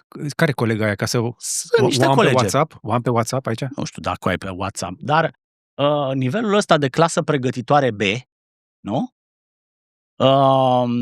Denotă multă goliciune intelectuală. Ce poți să spui despre un om? L-a văzut cineva pe Nicușor Dan scobindu-se în nas? Există o bază factuală a acestei porecle? Nu, rimează, știi, ca la grădiniță. Trebuie să-i pui ștampila aia nasoală ca să-l poți trage în jos. El este diminutivat pentru că cei care fac propagandă suveranistă, de fapt, nu respectă tipul de om care este Nicușor Dan. Ei admiră bombardierii. Nicușor Dan este orice, numai un bombardier nu. Este un tip cu școală, este un tocilar, este olimpic. Un tip așa aiurit, cu părul mare, puțin... Deci, Nicușor e ușor de invidiat și de un șagonist. Da, el a făcut Radu Negru, un liceu foarte bun, tot de la noi din județ. Nene, cum să vii de la Radu Negru să dai tu lecții la șagoniști, mă? Da. Că Făgărașul ăla este 2 intersecții, tot. Da. Trigger. Hai. Știi că cele mai importante afaceri în Făgăraș erau acele firme de transport cu autocarul, one way și înapoi cu bagaje. Da, jumătate sunt prin Italia. Da. Făgărășenii spre Italia s-au dus masiv. Ce ziceam? Ziceam de Nicușor și de toată propaganda. Care, da. Faptul că îl atacă cu porecla asta arată, practic, pe de o parte că nu au ce spune, pe de altă parte arată admirația lor față de un bully, nu? Față de ce model au oamenii ăștia? Păi cum ar trebui să arate un președinte? Un președinte trebuie să fie șmecher, să aibă tupeu, să aibă școala vieții, să dea eventual cu capul, să-ți dea un cap în plină figură, să înjure, nu? Șmechereala, modelul ăsta de succes care a devenit cumva promovat în societate în ultima vreme, bulversarea valorilor. Hai că a început de pe vremea noastră. Eu mi-aduc aminte că deja tocilarii erau luați la mișto și în anii 90. Da. Nu e o chestie recentă. Da, ai văzut Nicușor Dan când s-a întâlnit cu George Simion în singura dezbatere prezidențială pentru turul 2, cum l-a pus la podea de vreo 3 ori? Da. Să știi că mulți au trăit o imensă satisfacție că, uite bă, și un om care a făcut școală poate să-l pună pe un derbedeu la podea din cuvinte. Știi? Cum făcea Simion? De fiecare dată când termina o frază, potignit așa, ai văzut cum vorbește, avea o lumină în priviri, zici că a descoperit piatra filozofală. Am terminat o frază. Era foarte fericit că a dus o frază la capăt. Mulți n-au putut să accepte faptul că al lor a fost bătut prin luptă dreaptă. Și atunci au făcut ce fac suporterii pe stadion. Ne-au furat arbitrii. Au zis, dom'le, i-ați suflat răspunsurile în cască. N-avea cum să știe ăsta să răspundă la întrebări dacă voi nu-i dădeați întrebările de dinainte și nu-i suflați răspunsurile în cască. Sau montajele alea cu toate gesturile alea ca să pară că era într-o criză de ceva. Dar ele sunt promovate, să știi. Eu sunt imersat în TikTok și văd inclusiv pe colegii tăi din presă. De ce îmi ziceai mie că sunt eu mai conectat? Că ești geană pe ele. Dar, coincidență sau nu, chiar George Simion, la 2-3 zile după l-a făcut autist pe Nicușor Dan și nu și-a cerut niciodată scuze pentru chestia asta, deși a jignit o bună parte din populația care se luptă cu chestia asta în familie, cu acest, nu știu, acest mod de funcționare psihică a unor oameni. Pentru că nu e ușor de trăit cu un astfel de om. Așa este omul. El a făcut eforturi mari, vorbesc de George Simion, să se modereze. Eu l-am avut în câteva emisiuni la Digi24 și chiar vorbeam cu Claudiu. A zis, băi, uite, totuși, ce rezonabil a devenit Simion. Dacă o ține așa, are șanse să fie președinte al României. Vorbeam cu Claudiu cu mult înainte să înceapă să candideze. Unul la unul cu unul ca voi, în interviurile pe care le-am văzut cu voi, le-ai văzut. E rezonabil, mă. Și dădea răspunsurile corecte, adică... Da. Și cinstit, părea că spune adevărul, nu că încearcă să te ducă pe după șură, cum face PSD-ul. Eu m-am interesat, dom'le, el repetă pe scenarii, eu cred că el a avut un consultant foarte bun și a repetat tipul de întrebări, ce fel de răspunsuri să dea. Adică erau inclusiv întrebări tricky, capcană. De pildă, dom'le, cu Ion Antonescu. Știi? Sunt auriști care în continuare poartă cultul ăsta lui Ion Antonescu. Călin Georgescu este un legionaroid, iar Simion la întrebarea asta a spus sunt niște legi ale statului român și trebuie să le respectăm. Ion Antonescu este un criminal de război potrivit statului român, adică răspunsul corect.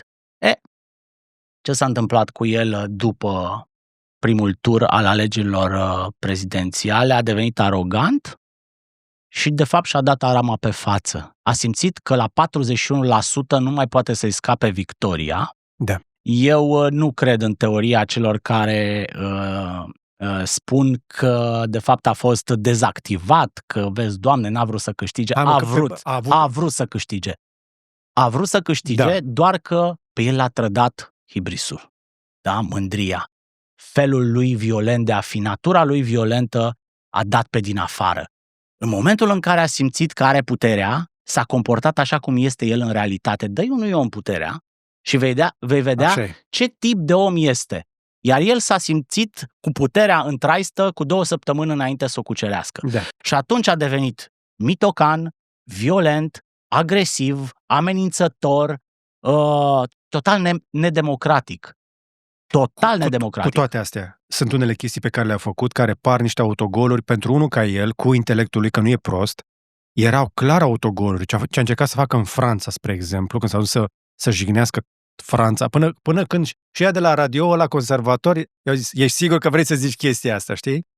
Nu, acolo a fost ridicol, nu faptul că s-a dus să atace Franța. Eu pot să înțeleg că omul are o misiune, cum are și Călin Georgescu. Misiunea lui este să destabilizeze nu doar România, să destabilizeze toată arhitectura europeană. Hai să explicăm un pic de ce e toată această chestie pe Franța. Pentru că Franța este principalul susținător al Ucrainei. Și tocmai de aceea, nu știu de ce s-au trezit, dacă aveți dubii în legătură cu motivele pentru care se luptă atât de tare, că de ce se bagă Franța aici. Nu e vorba de noi, că Franța, hai să fim serioși, nu este nici cel mai mare investitor în țara asta, nu are niște interese. Dar asta nu îi împiedică pe milioanele alea de pe TikTok, să fie convinși oamenii ăștia că suntem o colonie franceză. O colonie franceză. Deci ăsta este un narativ, cum se spune, o sintagmă care s-a lipit foarte bine în creierul oamenilor. Eu merg cu transportul public și îmi place să ascult ce vorbesc oamenii. Asta cu colonie franceză o aud din ce în ce mai des în autobuz. Oameni care și-au informația, și-au retorica de pe TikTok, suntem o colonie franceză. Nimic nu justifică chestia asta, că Franța că am fi sub tutelă franceză. Unde ar fi? Știi? Da. Măcar să fie o prezență puternică americană sau franceză sau britanică sau germană aici. Noi nu suntem o colonie decât pentru șmecherii ăștia care s-au instalat la conducerea României. Așadar, denigrarea președintelui, de la s-am plecat. Franța, interviurile. Deci ridicol a fost acolo felul în care el a gavarit franceză. Da. Nu? A parlit franceză. O jumătate de frază în franceză, o jumătate în română. Furculisioanele, coanei chirița. A fost de un ridicol absolut. Eu n-am văzut ceva de genul ăla până la George Simion. Felul ăla de a vorbi o limbă, nu știu, că nu e o limbă străină, o limbă româna nu este o limbă străină pentru George Simion, dar el încerca să vorbească și o limbă, nu vulon, o încetare a focului. Nimeni nu și-a permis să ducă ridicolul până la nivelul ăla. Zice că se pregătește înainte, poate n-a avut omul timp să se pregătească pentru chestia asta. I-a picat așa dintr-o dată. Și toată fuga aia prin străinătate, inclusiv în ziua în care se anunță rezultatul după turul întâi, tu să fii în străinătate, iar sunt niște chestii dubioase. Tu n-ai văzut că el este și după alegeri mai mult în străinătate decât în țară? Eu cred că el probabil consideră că are o misiune mult mai mare decât România.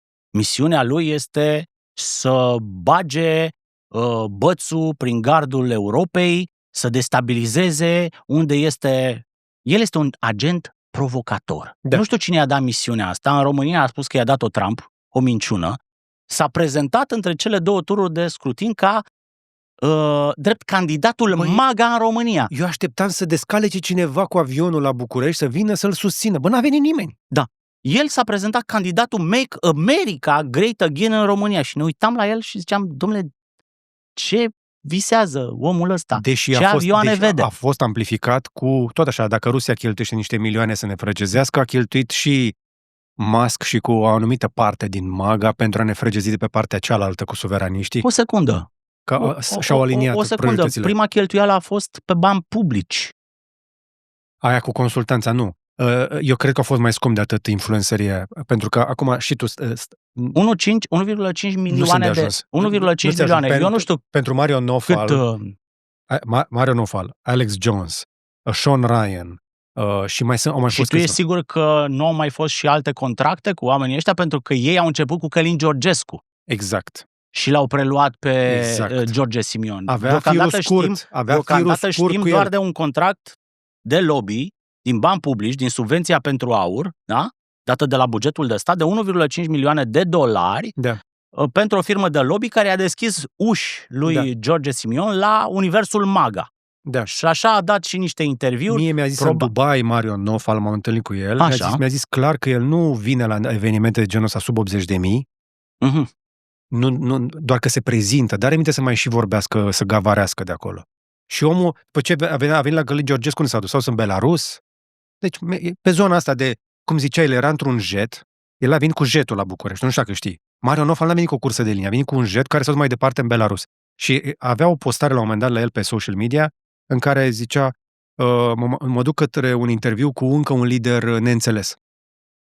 El asta era într-un turneu printre lideri neînțeleși. Chestia aia nu se finanțează, nu este suficient de rentabil când el postează acele interviuri pe X din ad revenue de pe X. Știi de unde știu? Că și eu postez acolo și am fost unul dintre primii care s-au încercat să se monetizeze. În primul rând, e foarte greu să faci milioanele alea ca să ajungi monetizat și după ce ajungi, 1 milion de pe X n-are nicio legătură cu 1 milion de pe YouTube. Da. Este de 1000 de ori mai puțin, mai slab plătit. Eu nu cred că el trăiește din publicitate. Eu nu cred că este vorba nu cred că este vorba despre viewer și monetizați. Acolo probabil este o industrie în spatele acestor influenceri care sunt ei sunt influenceri MAGA, dar de fapt sunt niște influenceri pro-Rusia. Nu sunt sigur. Mulți dintre ei au agenda rusească în spate. Nu știu cum a ajuns la un interviu cu Lavrov. L-am văzut, n-a fost la Kremlin. A fost la Lavrov. Exact. Nu ajung la Lavrov oricum. Și nu ajung la nici la Lukashenko oricum vrei tu și așa mai departe. Deci asta mi este clar. Faptul că are însă acces nu înseamnă că este neapărat al lor. Că el pendulează între și stă în Dubai. El acolo stă în Dubai. Dar nu, mă întorc la ai noștri. Suveraniștii se uită de pe margine și profită de toată situația în care noi suntem în momentul ăsta în care PSD-ul amână inevitabilul, în care va trebui să facă totuși ceva, pentru că ei speră ca Nicușor Dan să se mai uzeze puțin, cât să n-aibă destulă forță încât să forțeze anticipatele. Greșesc? Anticipate? Nu cred că vom avea anticipate în România. Știu, dar dacă îl faci pe Nicușor Dan să stea pe piciorul din spate, dacă îl lași pe Nicușor să se erodeze, că zici că este prim-ministru zilele astea, încearcă să rezolve de toate, se comportă ca un prim-ministru, da? Funcția de prim-ministru în țara asta îți garantează cea mai rapidă erodare. Eu nu am văzut niciun prim-ministru care să iasă mai bine decât a intrat Și de obicei, eroziunea ca prim-ministru se întâmplă mai puțin de un an jumate. Și mai ales într-o perioadă de criză. Mai ales în perioada de criză. Ați aminte ce s-a întâmplat cu Boc, care a descălecat de la Cluj aici și cât a rezistat? Dar să știi că dacă Nicușor Dan nu face gestul ăsta acum, după aia nu o să mai poată să-l facă. Exact. El are o imensă putere. O putere de care și PSD-ul este conștient. Tocmai a fost votat președintele României. Are o fereastră de oportunitate. Exact. Are o fereastră de oportunitate să schimbe lucrurile. Da. La fel i s-a întâmplat și lui Klaus Iohannis. Un președinte la început de mandat, mai ales un președinte care vine cu o agendă reformistă, poate să schimbe sistemul sau să coabiteze cu sistemul. Iohannis a coabitat, bine mersi, cu sistemul și a profitat din plin și el și sistemul din această coabitare. Nicușor Dan a venit ca un candidat antisistem și acum ar trebui să facă un prim gest de forță prin care să impună nu voința lui, voința oamenilor care l-au votat. Totuși oamenii, în marea lor majoritate, și cei care l-au votat și cei care nu l-au votat, nu mai vor să mergem așa. Exact. El are puterea să spună nu. El are puterea să cheme partidele care îi dau pe masă tot felul de taxe și tăxuțe și idei de-astea frecții. Hai să le spunem, care agresează bunul simț. Astea sunt acte de agresiune împotriva cetățenilor. Adică ne iau de proști încă o dată. Deci el poate să spună, domnule, nu asta au votat oamenii. Oamenii au votat schimbare. Oamenii au votat pentru un sistem drept. Și Grindeanu vine și spune, drept. Și Grindeanu vine și spune, dacă vrei să aduci suveraniștii, bine, dacă nu, pe noi ne ai următorii 3 ani jumate. Sigur. Dar trebuie să faceți ce spun oamenii. Nu ce vreți voi. Destul am făcut ce ați vrut voi, ați guvernat țara asta. Bine, ce zic oamenii? Hai să vedem ce zic oamenii, ne ducem și ne consultăm, cum a zis el. Stăm de vorbă cu tot partidul, până la primari. Și tu ce crezi? Că primarii nu vor la guvernare? E vreun primar atât de inconștient încât să se ducă în opoziție? Ăștia care au proiecte în derulare, care au bani de luat, care au fonduri, crezi că cineva în PSD în momentul ăsta vrea în opoziție? Asta e doar o strategie de negociere. PSD-ul nu știe să facă opoziție. Habar nu. Am vorbit săptămâna asta la În fața ta, la Digi24, cu primarul din Buzău, Constantin Toma. Omul este o gură bogată și a dat tot din casă. L-am mai auzit vorbind. Tocmai de asta l-am chemat și spune, acum 2 săptămâni m-a sunat Grindeanu și zice, te rog frumos, nu mai face valuri, nu mai fi atât de critic cu partidul. Îți garantez eu că intrăm la guvernare. Adică e o strategie de negociere de care ne-am prins între timp cu toții. Cu toții știm asta. O intra sau nu intra PSD-ul la guvernare? Încă o dată, nu este în poziția să impună toate fanteziile astea fiscale ale lui Socol. Noi știm asta, însă eu nu cred că asta este ecuația. Ecuația la care se uită în momentul ăsta PSD-ul, pentru că ei au mai văzut filmul ăsta, că fac chestia asta de vreo 35 de ani în țara asta, ei se uită așa. Cu ce viteză a intrat în baltă Nicușor și cât îi ia să-l încetinească balta? E atât de simplu. Știi când plouă torențial în București și intri cu mașina tare? Dacă intri suficient de tare, dai apa la o parte și treci în partea cealaltă. Păi tocmai ca să evite chestia asta, Nicușor Dan... Alea sunt voturile din spate care îl împing pe Nicușor. Dan trebuie PSD-ul însă are o necunoscută în ecuația asta. Nicușor crede că are destul impuls, legea impulsului, și cred că are. Asta credem noi. Și cred că are. Nu, realitatea este că are. Eu cred că naivitatea noastră este să credem că are, pentru că... Hai să fim naivi. Hai să fim și noi naivi și să putem crede că se pot schimba în sfârșit lucrurile. Aici avem păreri diferite. Dacă cădem în cinism la o lună după alegeri, cu siguranță peste 4 ani o să defilăm cu Simion președinte. Peste 5 ani. În balta aia PSD-ul are scafandrii care îți înțeapă roțile. Domnule, știm cine este PSD-ul. Știm cine este PSD-ul, dar PSD-ul nu s-a confruntat cu situația asta niciodată. PSD-ul, dacă merge cu stilul ăsta, la felul în care a fost semnalul oamenilor acum, în 4 ani va fi un partid total irelevant. Nu știu dacă va mai prinde Parlamentul, dar cu siguranță va fi la un scor care îl va face un partid total irelevant. Se întâmplă cu partide mult mai bine cotate din Europa, clasice, nu? Social-democrate, care au ajuns pur și simplu, uite, în Franța să nu mai conteze. Ei, practic, să nu te aștepți de la ei să pună interesele tale în față sau interesele României. Ei pun interesele partidului. Asta este gândirea lor. Ce este bine partidului ca să ne fie bine și nouă. Dacă ei se gândesc că partidul lor este amenințat cu dispariția și că joacă pur și simplu cartea supraviețuirii în următorii 4 ani, s-ar putea să devină brusc mai rezonabili. Pur și simplu nu mai merge șmecheria. Șmecheria asta în care noi consumăm și voi plătiți, nu mai merge. Ecuația este alta. Din interiorul PSD-ului ei se uită așa. Mai am 3 ani jumate aici, Nicușor nu va anunța anticipate. Avem sistemul, pentru că ei sunt de fapt grosul sistemului, au tentaculele băgate în toate instituțiile statului, nu se scoate nimeni de acolo în următorii 3 ani jumate. Nu știu. Oamenii ăia, funcționari publici, oameni cu funcții, consilii de administrație, nu îi scoți de acolo prea curând. Eu nu cred că Bolojan are vreo șansă să deselenească nici măcar un sfert dacă vine prim-ministru, că nici Bolojan nu pare convins că vrea să ia postul. Și eu cred că e convins. Și cred că au buzunare suficient de adânci, în care au strâns suficient de multe resurse, încât sunt capabili să zică bring it. Da? Da. Peste 4 ani nu mai există PSD-ul.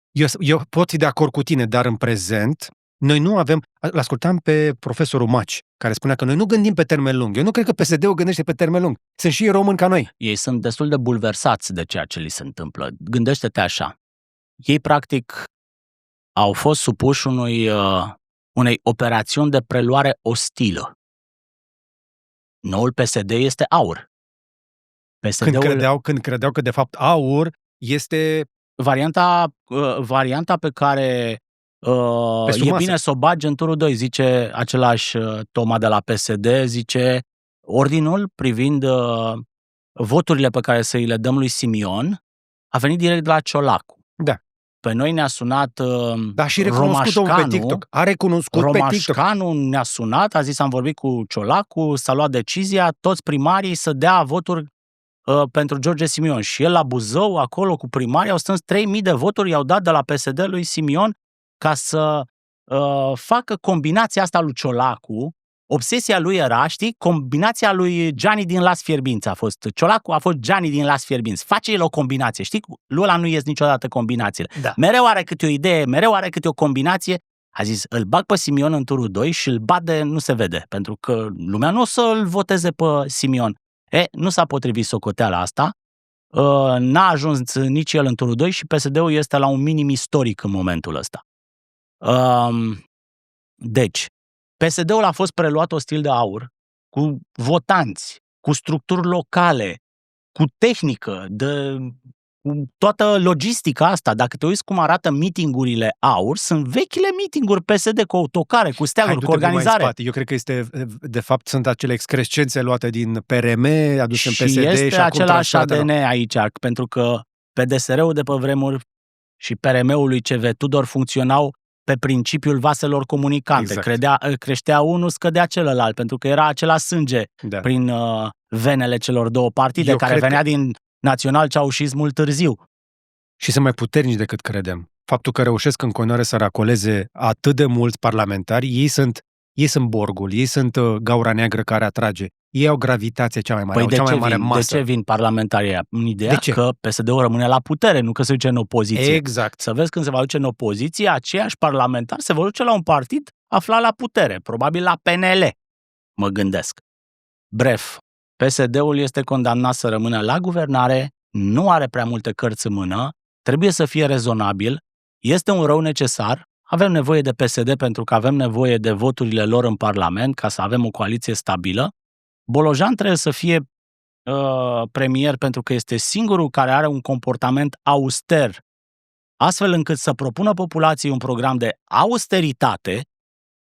Grindeanu nu o să poată niciodată să vină cu un program de austeritate în fața cetățenilor, pentru că el are amintirea bărcii lui Dragnea, ordonanței 13, jetul Nordis și, în general, amintește prea mult de aroganța milionarilor din PSD.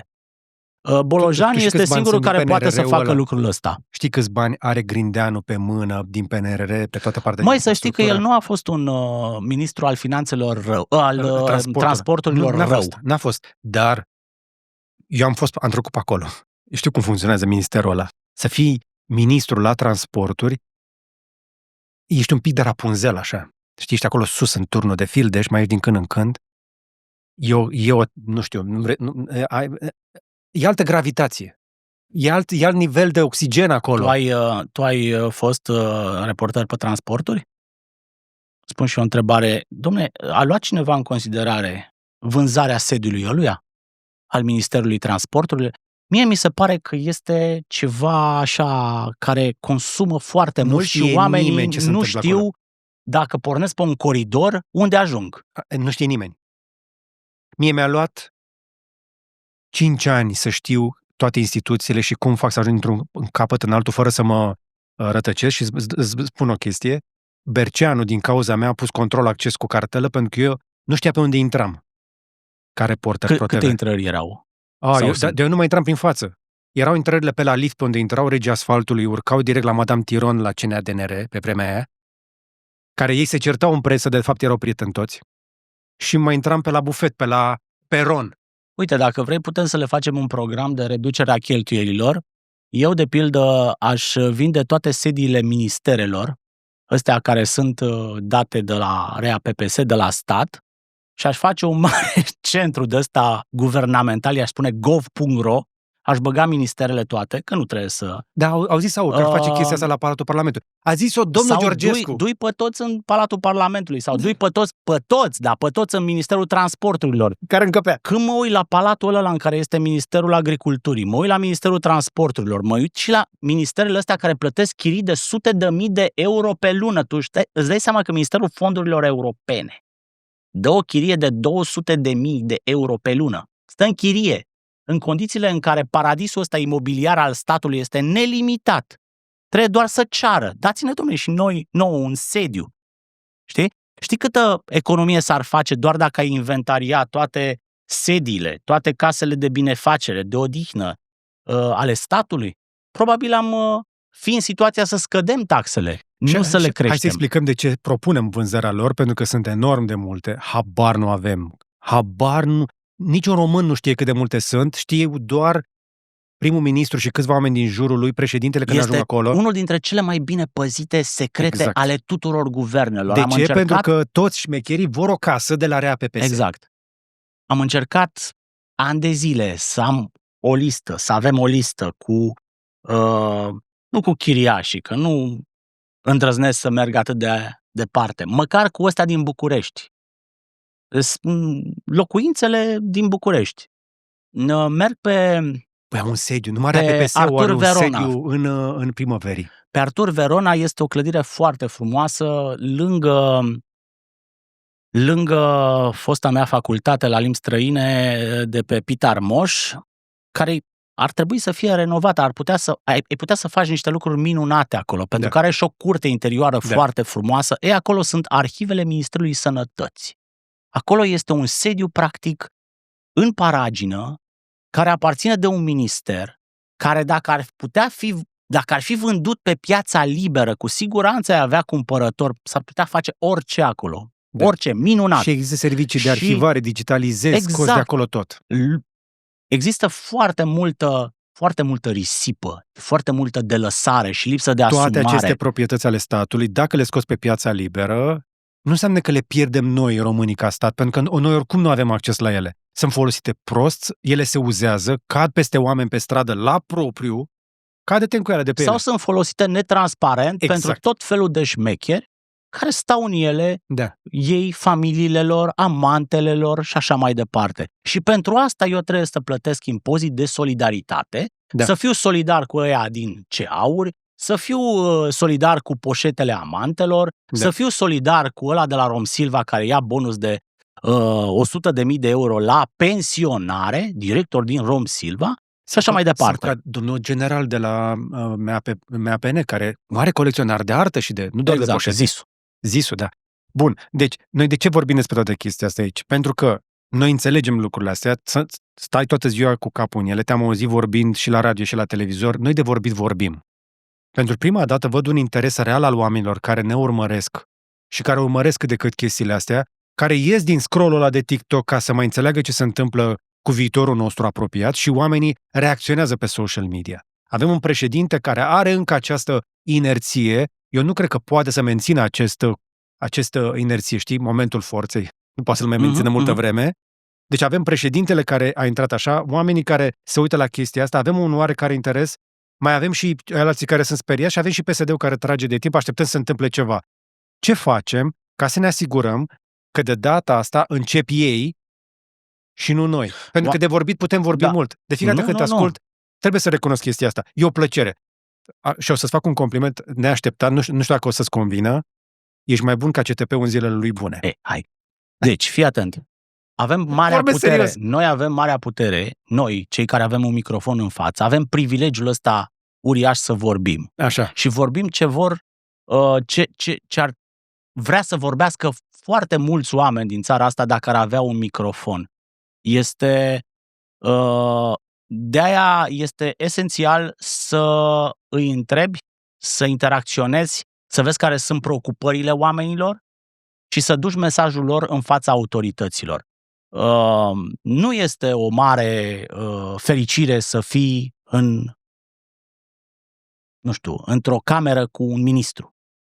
Dar ai privilegiul ăsta să pui întrebările cetățenilor în fața ministrului respectiv. La tine mai vine, la voi mai vin. Eu m-am chinuit, am încercat să aduc foarte mulți oameni, sunt prea puțini care sunt dispuși să vorbească la liber. Multă lume a devenit conștientă de puterea pe care o au, mulți au devenit conștienți de puterea pe care o au în momentul în care scriu sau în momentul în care vorbesc. Astăzi presa s-a democratizat. Nu mai este ziaristul ăla pus pe un piedestal care scrie un editorial și ăla este calea, adevărul și viața. Cred că este esențial ca oamenii să vorbească în continuare și să pună presiune pe oamenii ăștia să se schimbe. Eu ți-am zis, am fost foarte surprins să văd atât de mulți oameni care vorbesc despre taxe, despre un subiect precum taxele pe Instagram. Știi? Ba da, e singurul lucru pe care poți să-l faci ca cetățean. Ce poți să faci? Să te duci peste ei? Nu. Vorbește, pune presiune, scrie petiții, sună-ți parlamentarul, habar n-am. Fă mai mult. Adică putem să fim cetățeni și între două cicluri electorale. Faptul că vorbești, te interesează de viața cetății, de ce se întâmplă în jurul tău, este tot un act politic. Faptul că ești civic, că ești implicat, este tot un act politic. Ca și votul pe care l-ai dat. Ai dat un vot, ai salvat democrația, foarte bine. Hai să punem presiune pe ei, chiar să producă schimbarea aia pentru care au fost aleși. Pentru că ni se aruncă câte o fumigenă în fiecare zi. Ieri circula pe Instagram că ziceai aia cu voi ați auzit că ăștia vor să ne pună taxe pe tranzacții? Păi, dar nu i-au vrut să ne convingă să ieșim de pe cash pe transferul bancar, acum vin să taxeze fiecare transfer. Păi nu-i destul că ne jupuiesc ăștia cu băncile la fiecare tranzacție, că ăia mută de pe coloana asta în Excel-ul de la ei din baza de date și pac 5 lei la cele mai multe tranzacții. Sau nu știu ce pachet ai, la card. Nu că comisionul o suportat de instituție. Da, tot eu îl suport și pe la 1,5%. Asta am constatat și eu, că după ce a apărut povestea asta cu taxa pe leu, că de fapt este o taxă pe leu, pe circulația banului în natură, m-am uitat și eu pe Homebank să văd cam ce comisioane plătesc. Și m-au luat draci, adică ba 3 lei acolo, ba 5 lei acolo, ba 3 lei, ba 3 lei, ba 2 lei, de unde Dumnezeu sunt toate comisioanele? M-a făcut mai conștient de banii pe care îi plătesc eu din solidaritate cu sistemul privat, nu cu sistemul. Există bănci care îți iau bani ca ai încasat alocația copilului. Ai încasat, îți iau bani ca ai încasat. Bun. Ideea este că noi vorbim despre taxe atât de mult, este într-un fel bună, pentru că conștientizăm ce vrem, nu? În același timp, hai să ne întoarcem la discuția esențială. Adică eu n-aș vrea să dezbat care taxă este mai bună. Eu spun foarte clar, într-o perioadă de criză economică, trebuie să micșorezi taxele, nu să le crești. Iei măsuri prociclice, nu? Când tu ai criză. Să micșorăm taxele? Dom'le, dar nu este normal că atunci când economia gâfâie... Toată narațiunea este împotriva ceea ce spui să ajuți economia să respire? Păi, narațiunea cui? Narațiunea unor oameni care n-au lucrat o zi în privat? Nu o să-ți placă ce o să auzi. De fiecare dată când deschid seara, că mă mai uit. După știrile de la ProTV, mai dau un pic pe Digi. Cosmin Prelipceanu, cu niște oameni acolo în studio, pac, încă o taxă, se mai dezbate încă o taxă. Dar partea proastă este că lucrăm cu materialul clientului. Exact. Ei aruncă tot felul de fumigene, tot felul de bombe, tot felul de oase de ros. Sunt un os de ros. În fiecare zi mai apare o tăxuță. Mă, taxa asta este bună. Până o dezmințim, până o demontăm, până arătăm de ce este proastă, ei trec la următoarea taxă. Ai văzut? Știi? Când, de fapt, discuția esențială este nu, noi nu. De data asta, noi nu. De data asta, noi nu. Prea mult. Data asta, noi nu. Noi nu. Voi primi. De data asta, noi Până nu. vor înțelege. Până vor înțelege. Bă, și asta auzit? trebuie să spună oamenii. De data asta, noi nu. Voi primi. You go first. Ați auzit-o pe aia cu you go first? Bun. E un viking pe Instagram care sare. Ce e? E un viking. Așa? Își leagă părul și sare primul acolo, așa de pe stâncă, direct în apă. Și ăștia l-aplaudă și îi pun muzica așa, știi? Grindeanu. Sar tu primul. Exact. Sar tu primul. Arată-ne cum se face. Că tu ai fost. Ai sărit cu parașută sau fără parașută? De ce mă pui pe mine să sar fără parașută? Da. Nu? Că n-am parașută. Cum au alții. Da. Există varianta unei greve fiscale. Mă gândeam că mă întreb și de lucrul ăsta. Eu încerc să aduc acolo, pentru că de-aia te-am întrebat ce spanac facem, pentru că doar să vorbim pe internet... Cred că aici mă provoci. Este o idee foarte plăcută din punct de vedere teoretic, dar imposibil de pus în practică în România, unde mari jucători în zona privată sunt multinaționalele. Multinaționalele au aversiune față de risc. Sigur că nu le place să fie taxate suplimentar, dar niciodată multinaționalele nu vor face revoluție la tine în țară. Cine să facă revoluție? Cine să facă grevă fiscală? Păi mai rămân firmele românești. Jumătate din economie. Firmele românești, să știi că sunt și ele temătoare. Dom'le, dacă ies în față, păi să pună ăștia cu controalele pe mine. Mă îndoaie cu controalele. Dacă sunt mai vocal, eu, directorul unei companii românești sau CEO sau... Păi să pună ăștia cu controalele pe mine, mă scot în piață. Cine să mai facă grevă fiscală? Contribuabilii, nu? Oamenii care lucrează în zona privată. Păi ei fac. Declarația 200? Da.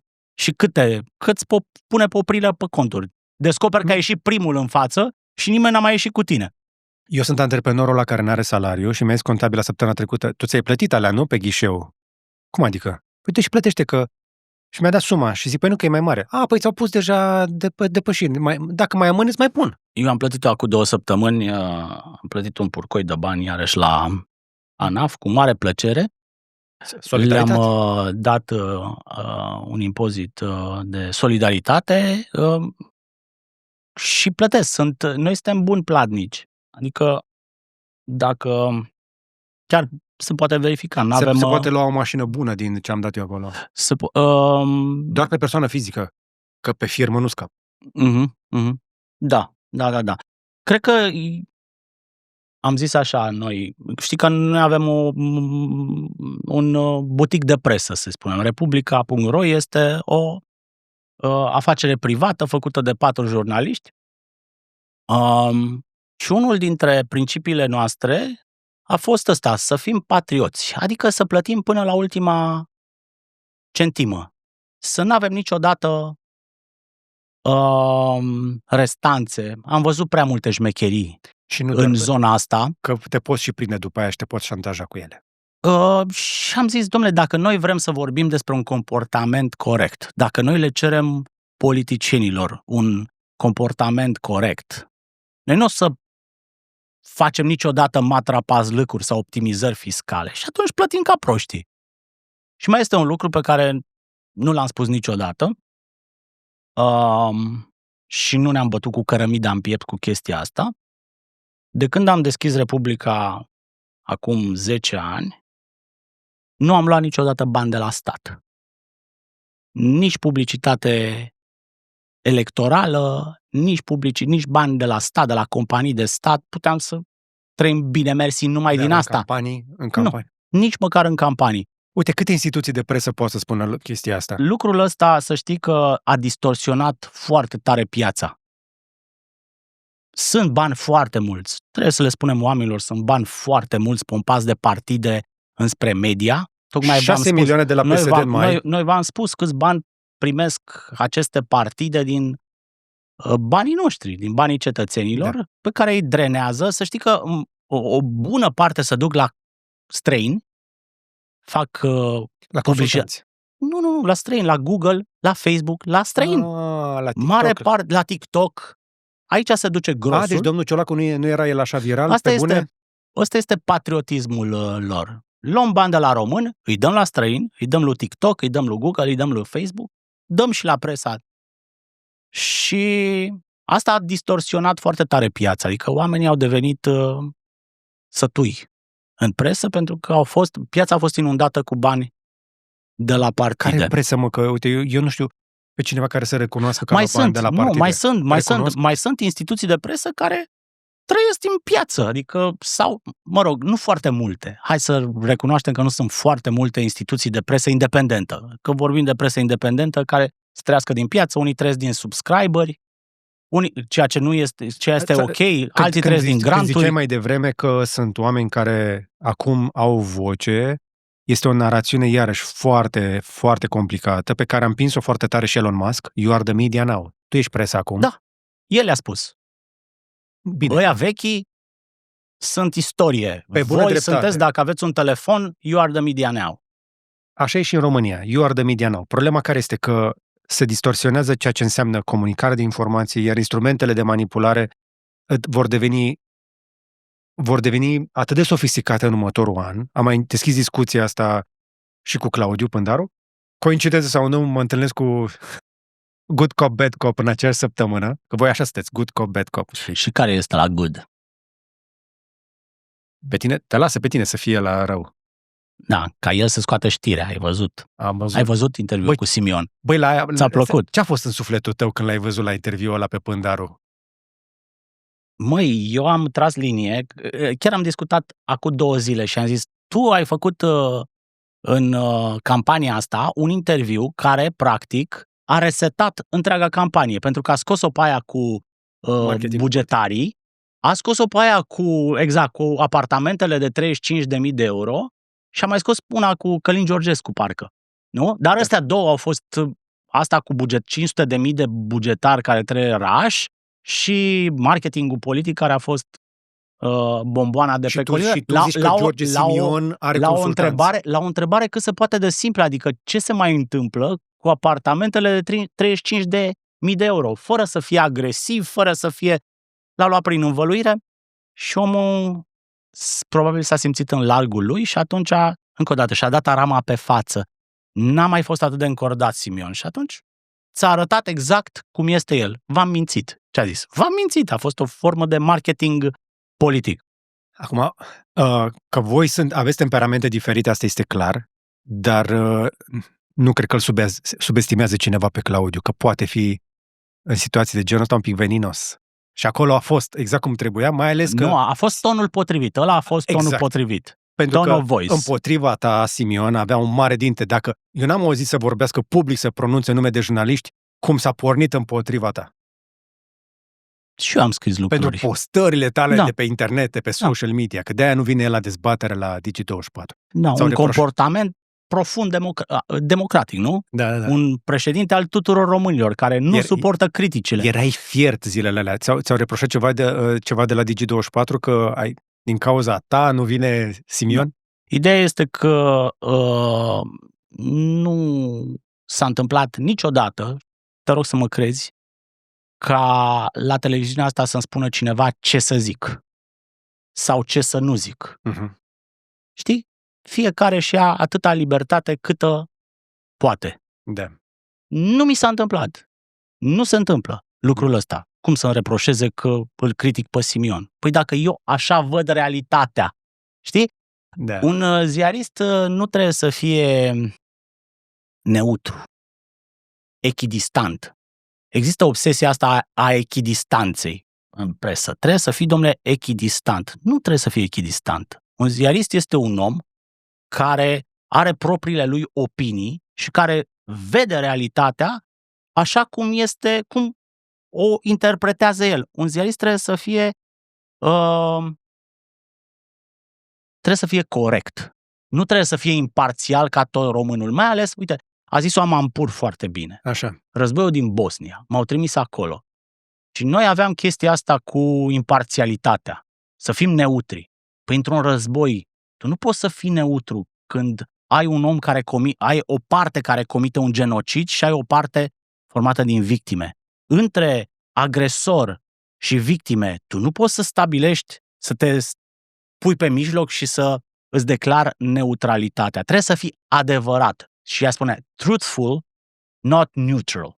Adică să fii true, să fii adevărat, să spui adevărul, nu să fii neutru. Cum ar fi ca eu să vorbesc despre războiul din Ucraina, că, dom'le, e Putin un dictator sângeros, dar și ucrainenii. Nu? Și fetița aia care a murit la Mariupol a avut partea ei de vină. Ce căuta la Mariupol? Nu? Asta și-a este căutat-o. Ambiguitatea asta morală. O văd foarte des în societate, inclusiv în chestiuni domestice, cum ar fi violul, nu? Cum ar fi agresiunea sexuală. Dom'le, este la un animal, dar și ea. Ce căuta la ora aia pe stradă, știi? Deci nu poți să fii între două părți neutru, trebuie să fii corect față de situație și trebuie să spui adevărul. Și asta am făcut în campania electorală. Da. Tot Pândara i-a dat lovitura de grație. A avut el mai mult noroc. A avut noroc. Băi, deci, eu după interviul ăla m-am uitat și am zis, ori ăsta nu are consultanți, ori nu i-a plătit, ori, nu știu, a avut un moment de prea multă sinceritate. Simion părea că și-a dat autogol singur, nu o dată, de 3 ori, ca să piardă la masa verde. Deci, mă întorc la ce spuneam. Eu nu bag mâna în foc că Simion și-a dat seama că a ajuns prea repede prea sus. Ori s-a urcat foarte tare la cap. Eu așa cred. Eu cred că i s-a urcat foarte tare la cap. Gândește că avea 41%, o diferență imposibil de recuperat. Nu s-a mai văzut așa ceva.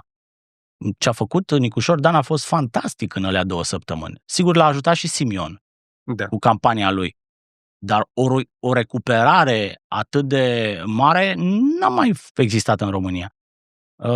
Iar el a simțit puterea prea repede. Cu toate astea, el a simțit puterea după care a pierdut-o chiar și în noaptea aia, până la urmă a acceptat înfrângerea, după care, s-a întâmplat un declic, s-a întors iar 180 de grade a doua zi, el a reintrat pe modul de campanie, pentru că el stă în pole position, pregătit acolo, cu motorul cald, pentru niște eventuale anticipate, că se pot întâmpla. Încă nu sunt scoase din ecuație, depinde cât de nebuni sunt PSD-știi sau ce socoteli sunt în PSD-ul subteran. Dom'le, hai să mizăm totuși pe luciditatea lor. Ok. Și pe faptul că nu vor să se împuște singuri, să se sinucidă. În momentul ăsta să faci anticipate este sinucidere curată pentru toată lumea. Partidele vor fi spulberate, AUR va defila în campanie. România intră iarăși într-o zonă de asta a instabilității politice. Păi, după ce ai o criză bugetară, nu este o criză economică, este o criză bugetară și o criză de încredere. România nu reprezintă în momentul, nu are suficiente garanții de încredere în fața creditorilor din străinătate, care îți dau banii. Să mai adaugi o criză politică, o perioadă de asta de campanie electorală, eu nu cred că riscul de a veni extremiștii la putere este sinucigaș pentru noi țară. Suntem în prelungiri, ne pregătim de lovituri de 11 metri. Îți spun eu așa o simt. Sunt oameni pe care îi văd, care simt că următorii 3 ani sunt make or break pentru noi. Păi da. Pentru că Rusia, iarăși, scăpa. A ieșit șeful spionajului german ieri în Deutsche Welle și, apropo, pentru chestia asta, mulțumim celor de la Deutsche Welle că au site în limba română, apropo, chestia asta, articol tradus în limba română, în care spune clar că o să vedem omuleți verzi prin țările baltice cât de curând. Cum era în Ucraina în 2014. Ții minte că omuleții verzi Da, sigur. Deci Rusia nu se va opri, iar în următorii 3 ani chestiile astea se vor întâmpla. Ori, indiferent cum se termină în Ucraina, omuleții verzi o să vină. Și nu sunt extraterestri. Am fost anul trecut la NATO, la Bruxelles, la sediul lor, și am vorbit cu diversi specialiști, experți. Și în estimarea lor era că la fiecare 5 ani începe un nou ciclu expansionist al Rusiei. Adică, da, este foarte serios. Pericolul ca asta se întâmplă anul trecut, peste 3-4 ani, Rusia să încerce o nouă operațiune gen Ucraina. Poate va deveni mai curajoasă și va testa Alianța Nord-Atlantică, nu? Poate va încerca cu o țară baltică, dar la fel de bine se poate întâmpla în Moldova lucrul ăsta, pentru că Moldova este o țintă foarte ușoară. Dar de ce să nu încerce în România? O Românie dezbinată, în care jumătate de populație îl așteaptă pe Putin ca pe un eliberator, va fi o țară foarte ușor de cucerit. Deci este șocant pentru mine. Unul din 2 români își imaginează că Putin îi vrea binele. Și tu gândește-te că noi am plecat anul trecut, dacă noi făceam emisiunea asta anul trecut și am fi purtat discuția asta, lumea ar fi zis că suntem nebuni. Țara asta era cea mai pro-europeană și pro-atlantică, un model de stabilitate în regiune, cu o populație care respingea narațiunile ruse, nu narațiunile, respingea Rusia, ideea de Rusia, și pur și simplu în 6 luni noi am căzut foarte ușor. Marele succes al lui Călin Georgescu, pentru că el a avut o misiune de un real succes, a fost să normalizeze discursul prorusesc în România. Era marginal. Înainte, un lucru de genul ăsta era făcut doar de Șoșoacă, dacă îți amintești. De Diana Șoșoacă, care îndrăznea să se ducă pe la recepțiile alea penibile pe la ambasada Rusiei, nu? Și să-și pună câte o poză și te uitai la oamenii ăia ca la o adunătură de bizari, de excentrici. Da. Călin Georgescu a dus misiunea la un alt nivel. Astăzi, pe TikTok, sunt trenduri în care oamenii anunță că își fac concediile în Rusia. Este un trend, e un trend manufacturat. Da. Nu este real. Dar așa a început și Călin Georgescu. El se rostogolește tocmai pentru a frăgezi oamenii, pentru a-i face... Și sunt oameni, i-am văzut că le urmăresc conturile, susținătorii lui Călin Georgescu, care spun că decât Mucușor, da? Decât Mucușor, mai bine Putin. Da, demonizarea inamicului. Dar dacă vă uitați cu atenție la toate clipurile alea în care se vorbește de bine mai nou Rusia, că alea m-au uimit și pe mine. Strategia Rusiei nu a fost niciodată să vorbească de bine Rusia, să vorbească de rău Europa. De rău Europa, atât. Sigur. Mai nu se vorbește de bine Rusia, deci ăsta este un nivel de curaj superior. O duc la un alt nivel. Asta înseamnă că au foarte multă încredere în ce au ei acolo. Cineva va prelua misiunea asta. Va apărea un lider politic, o să-l vedem cât de curând, probabil, care va duce narațiunea asta și o va oficializa. Deocamdată avem pacifiștii, euroscepticii, antioccidentalii, suveraniști. Niciunul nu spune I love Putin. Putin e tatăl nostru. Poate cu excepția lui Teodosie, care s-a scăpat la un moment dat și a spus că, domnule, Putin este un mare patriot. Și Cosmin Gușă. Și Gușă nu are puterea lui Teodosie, puterea de a seduce masele, precum Teodosie. Okay. Dar un lider politic, non-Gușă, da? Gen Gușă, poate să ducă mesajul ăsta la alt nivel. Deci, cum vezi următorii 3 ani din punctul de vedere? Pentru că eu, sincer, cred că suntem în prelungiri și jocul încă... Noi, cu votul pentru Nicu Șordan, nu am rezolvat problema. Nici vorbă. Și nici PSD-ul nu este cel mai pro-european partid pe care îl cunoaștem, ci e doar foarte bine mufat la banii europeni. Tu mai gândește-te la un lucru. Mulți din PSD se pregăteau de o guvernare cu aur. Exact. Dacă George Simion ar fi câștigat președinția și ar fi fost o guvernare mult mai naturală decât cea cu ăștia. Primarie de care vorbim noi din PSD, din talpa țării de acolo, de jos, de la fierbinți, nivelul ăla, foarte mulți din aia sunt suveraniști. Dar suveranist a fost e o chestie pe care o demonetizăm așa. sunt naționaliști. Da, dar uite, și asta, și eu sunt naționalist, știi? Da, și okay. totuși sunt mai pro-european și pro-american. Știi cum e? Ei au confiscat toate cuvintele mari. Da. Țară, Dumnezeu, credință, patrie, patriotism. De asta ți-e și greu să le spui într-un fel. Ei sunt de fapt niște izolaționiști putiniști. Da. Pentru că izolarea țării înseamnă slăbirea țării, prin urmare o țară mult mai ușor de cucerit de Putin. Trebuie să fim tot timpul cu ochii la minge, da? Da. Ce vrea Putin în România? Păi o țară slabă. Cum poate să devină România o țară slabă? Păi dacă o decuplezi de la Europa. Cum o decuplezi de la Europa? Cerând pace, nu? Cerând izolare, suveranitate, să fim noi aici, să nu colaborăm și să... Dar ce e anormal în a cere pace, Florin? Băi, eu am trăit în vremea în care manifestam pentru pace și, de fapt, era un lucru pe care toată lumea îl știa drept o propagandă. Noi desenam porumbelul păcii în școala generală, la grădiniță, la școala generală, părinții noștri luptau pentru pace, trăiască lupta pentru pace, nu?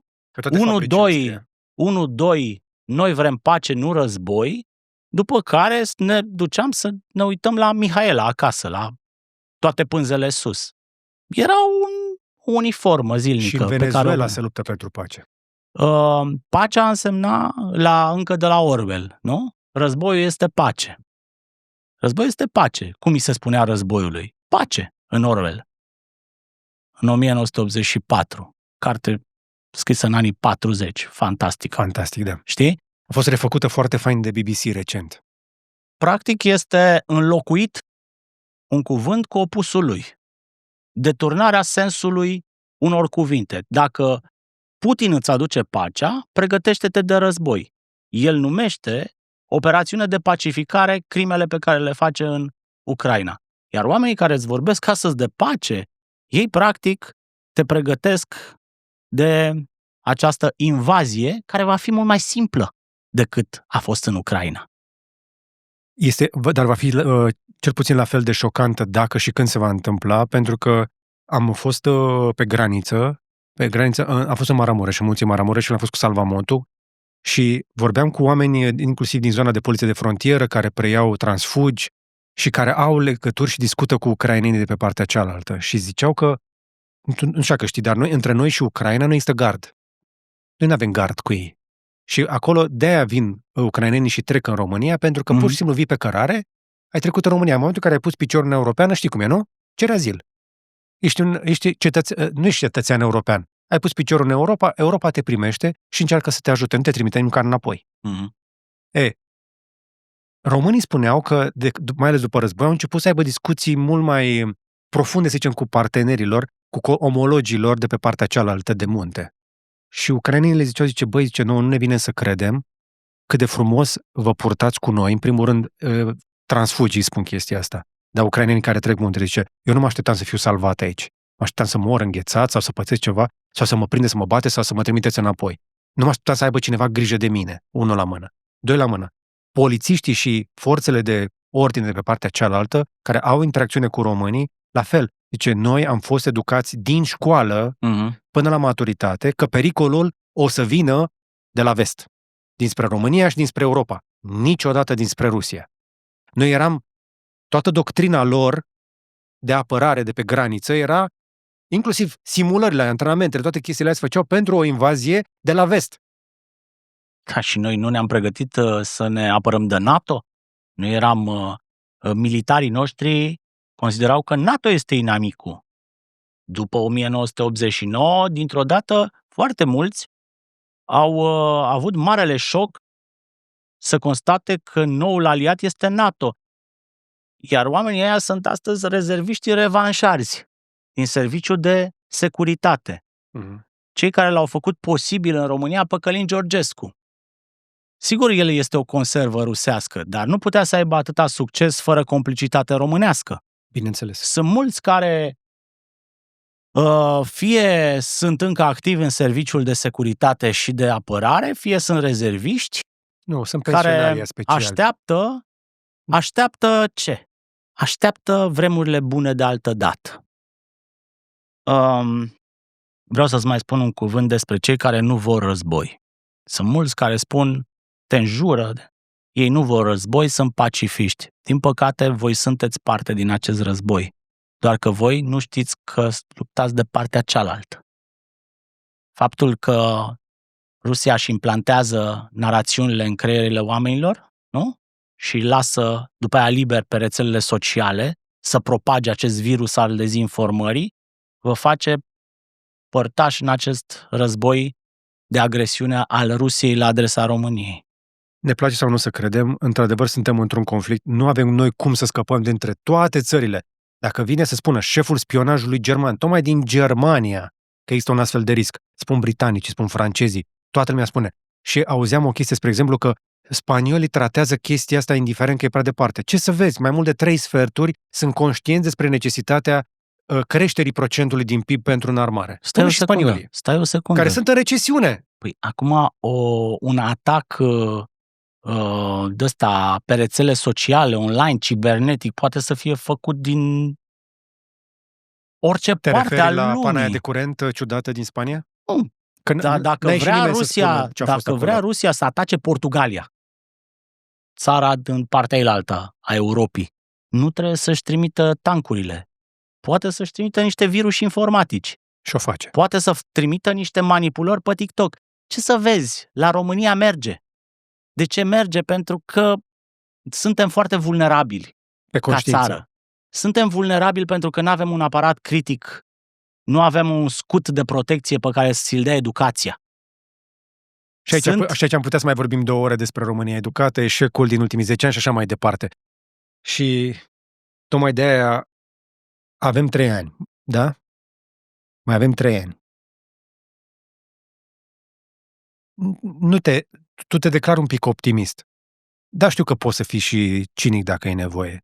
Dăm 2 scenarii pentru cum vezi tu următorii 3 ani. Ce mai putem face noi și ce crezi că vom face efectiv în următorii 3 ani, astfel încât să nu picăm în gheara acestui urs bătrân târziu, decrepit. Fii atent, înainte de alegeri cu câteva zile, mergeam prin Icoanei și de la distanță vine o doamnă și se oprește, mă vede și izbucnește în lacrimi. Începe să plângă, dar hohotea și zice, domnul Negruțiu, mi-e frică. Ce să facem că mi-e frică? Mi-e frică să trăiesc în țara asta. Era cu câteva zile înainte de turul 2. Am o fată în Germania, i-am spus să nu se întoarcă, mai am un băiat de liceu care trebuie să termine acum, ce să facem? Mi-e frică să trăiesc în țara asta. Și am zis, doamnă, vă garantez eu că o să fie bine. Stați liniștite că o să fie bine.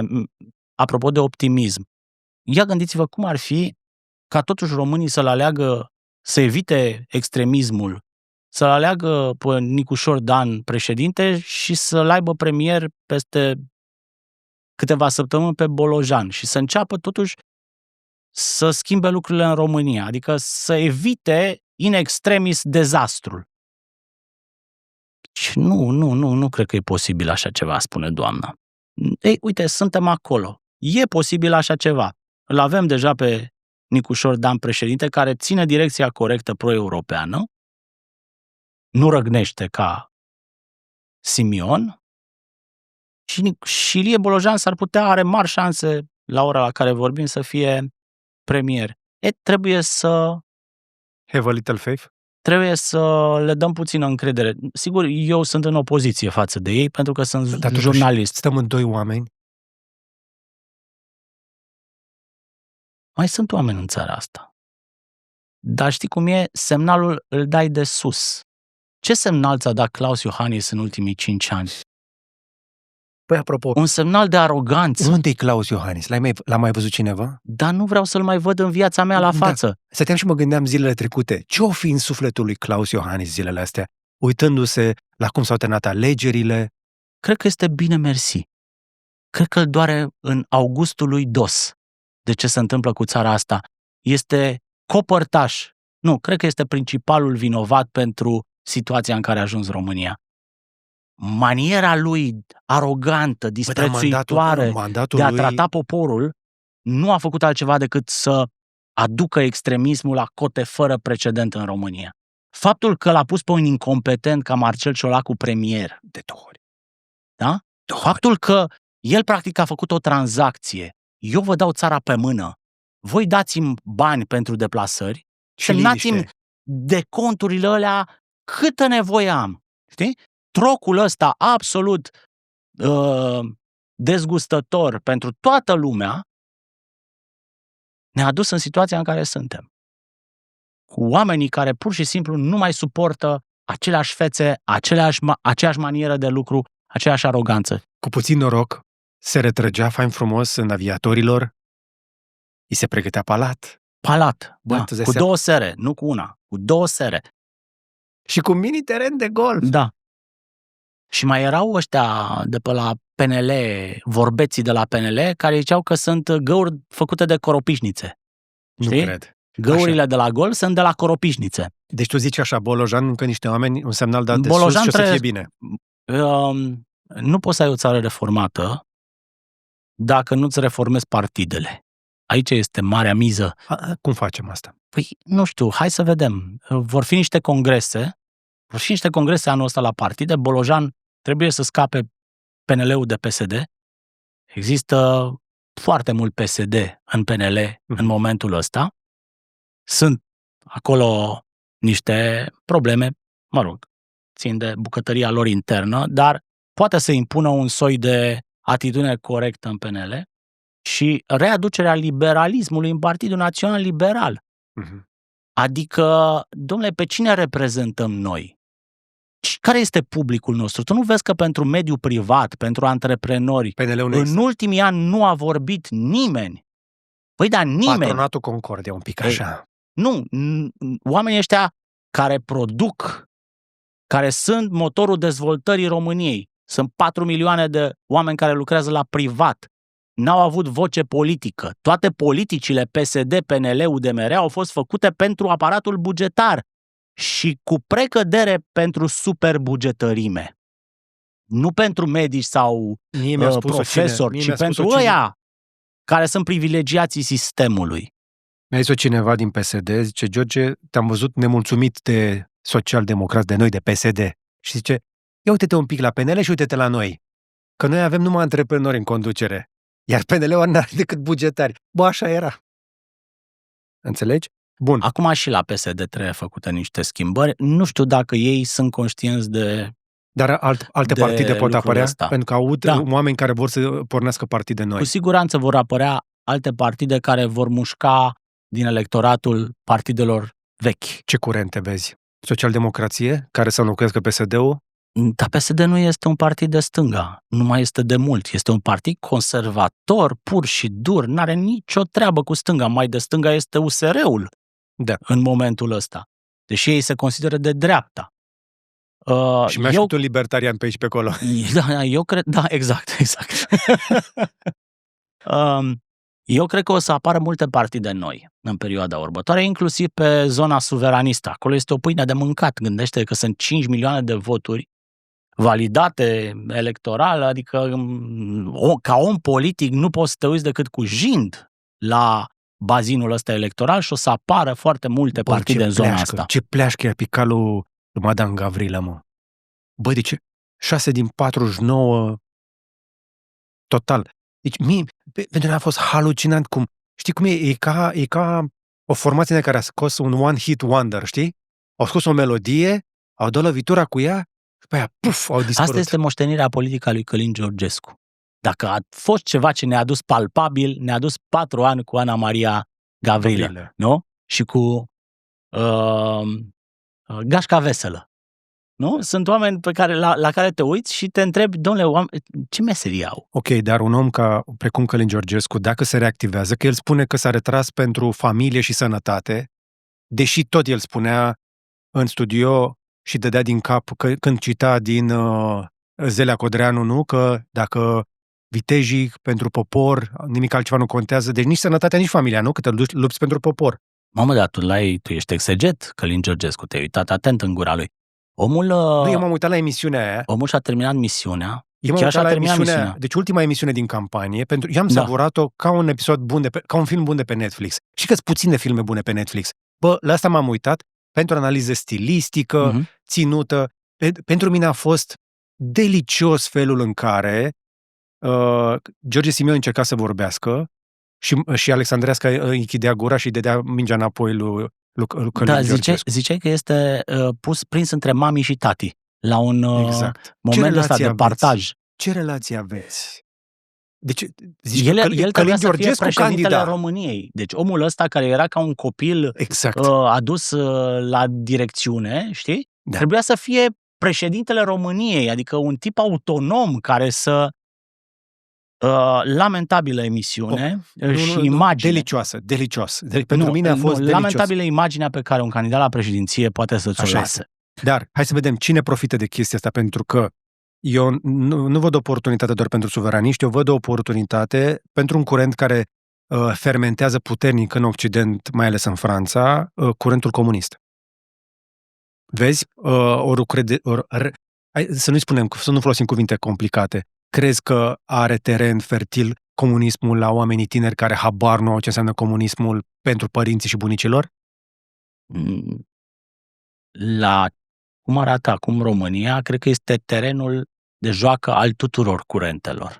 Vom vedea multe experimente, multe încercări, însă unul mi se pare esențial în momentul ăsta. N-am vorbit despre un actor care a jucat politic foarte pregnant în ultimul an, deși s-a declarat neutru.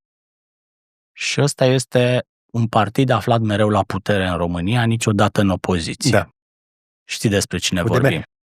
Nu. Nu? Da, și eu sunt tot timpul acolo. Nu. Se numește BOR.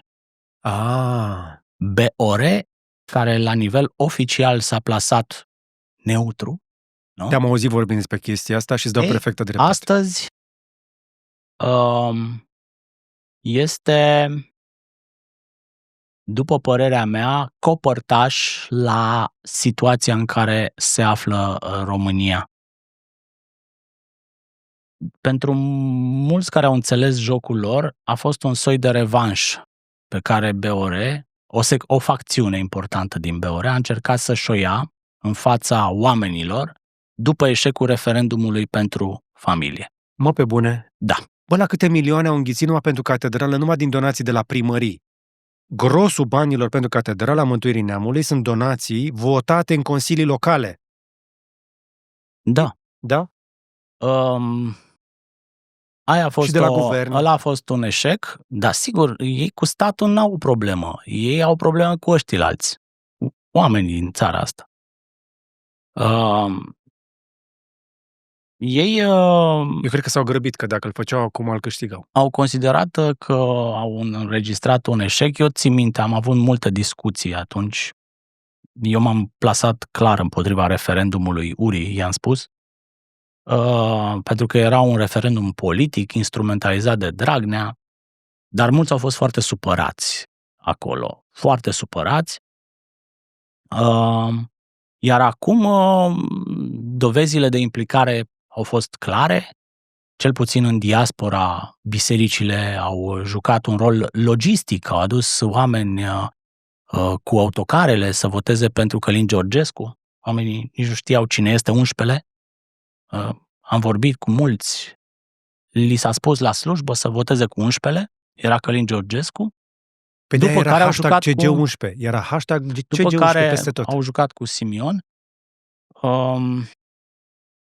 Să nu ne iluzionăm că nu vor încerca din nou.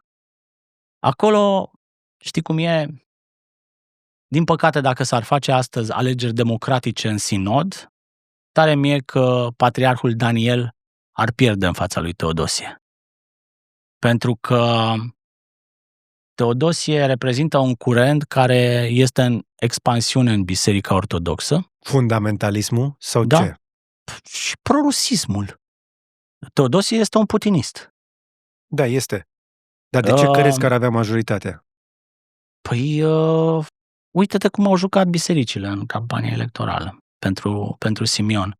Îmi povestea cineva că a fost acum la un parastas și preotul a simțit nevoia să le dea un cuvânt de îmbărbătare enoriașilor și să spună că nu mai durează mult și scăpăm de Europa asta.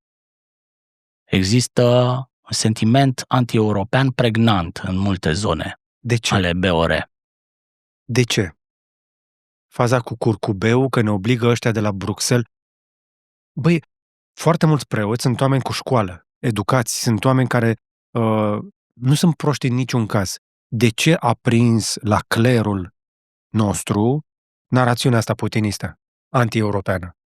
Nu-mi dau seama. Trebuie să analizăm în următoarele luni situația. Eu mi-am propus să am o discuție onestă cu preoți, cu teologi, cu oameni din BOR despre deviația asta extrem de nocivă, despre orbirea asta extrem de nocivă a unei instituții care contează foarte mult pentru poporul român, esențială, în care oamenii au enorm de multă încredere. Enorm de multă, foarte multă încredere. Prin urmare, este important să scoatem în față totuși vocile lucide, raționale, pro-europene, luminoase din Biserica Ortodoxă. Pentru că sunt, așa cum spui și tu, sunt oameni deștepți, oameni care înțeleg pericolul rusesc. Chiar te-aș ruga, aș insista să fac un mic trafic de influență aici, să inviți oameni care pot să aibă o voce în comunitățile lor. Am vorbit cu Teodor Baconski, care e foarte apropiat și a acceptat chiar, inclusiv a avut conferințe inclusiv în biserică. Am mai vorbit cu Vasile Bănescu, care este iarăși foarte public împotriva acestor derapaje, puțin spus. Deraiere totală ce face Teodosie. Noi ăștia ne uităm și mă întorc la ce ai spus tu la început, că trăim în lumi paralele și asta mi se pare foarte periculos. Sunt niște narațiuni care circulă pentru noi, sunt oameni cu două mâini, două picioare care trec pe lângă noi, care se sperie au frica aia de care spui tu, o frica de război, o frica de Europa, că vin și ne atacă. Băi, până și în entertainment, până și în stand-up comedy, ai stand-up comedians, cum era aia cu Micuțu, în care el spunea că vin gay. Știi? Și prinde.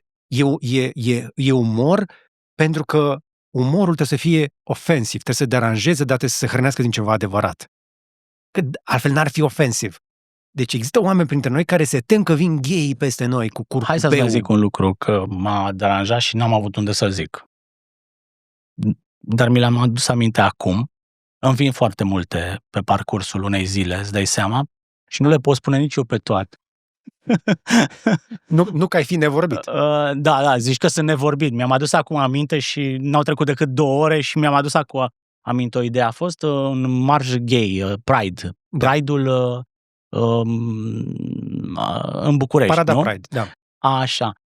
A fost condamnat marșul ăsta de BOR. În schimb, nu au avut nimic de condamnat în maimuțărirea credinței de către Șoșoacă și Becali. Era Becali pe calea victoriei cu un pămătuf, știi? Și sfințea, nu? Maimuțărind un gest... Nu sfințea, curăța bulevardul după gay.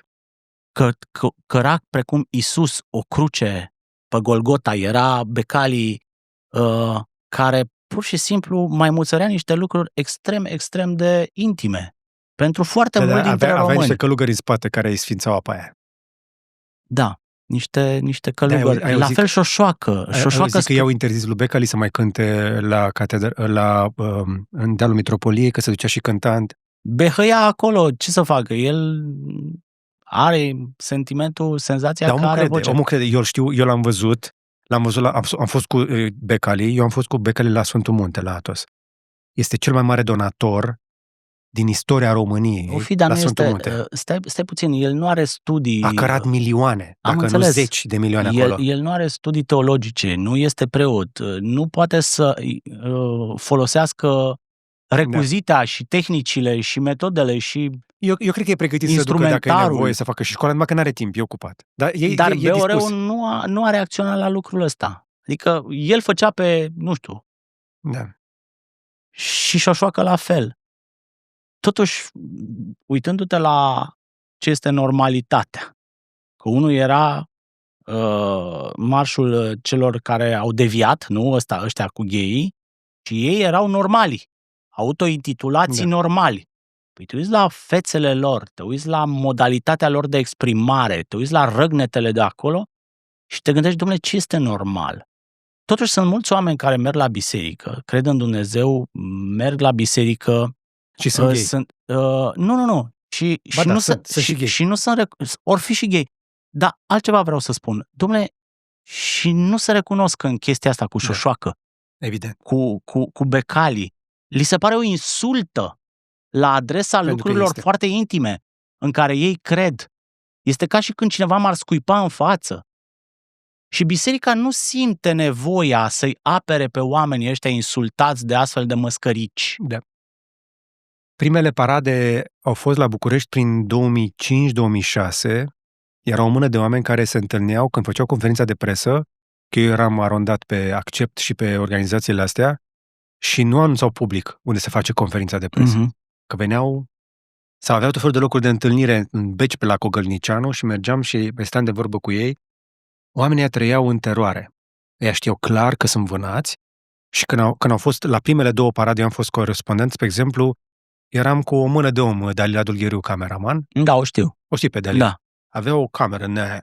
Ea mereu a cărat niște camere mai mari decât ea. Exact. Tuturor le-a dat niște nume din astea foarte frumoase. Poate într-o zi o aduc pe Daliluț la un interviu. Și eram cu Daliluț la parada gay, parada Pride, și zburau bolovanii de pe blocuri. Aha. Eu m-am bucurat că în 2025 l-am văzut doar pe Becali sfințind după și n-au zburat bolovanii de pe blocuri. Că ceva s-a normalizat totuși în societate. Daliluț a plecat de la o parada asta cu o tăitură de la o bucată de sticlă care ne-a ratat pe amândoi milimetric. Eram într-o stație din asta de RATB pe vremea aia și o zburau bolovanii și au trecut fix pe lângă noi. Și nu odată. Și am nimerit între niște bătăi din alea pe la Unirii, pe acolo. Nu vrei să știi. Deci la început era teren de luptă. Veneau... N-aș băga mâna în foc că nu erau prieteni de-a lui George Simion de pe vremea aia, știi, din galerii. Da? Suntem mult mai bine astăzi. O să mai dureze, dar astăzi eu cred că suntem mult mai bine și dacă stai să întrebi pe cei mai mulți români, nu le pasă ce fac alții acasă. Da, chestia asta cu Pride-ul e... Da, nici n-a trebuit să-ți pese.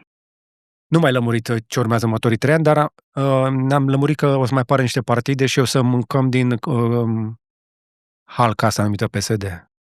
O să mănânce unii, nu noi. Ar putea să fie bine. Hai să încheiem optimist. Ar putea să fie bine.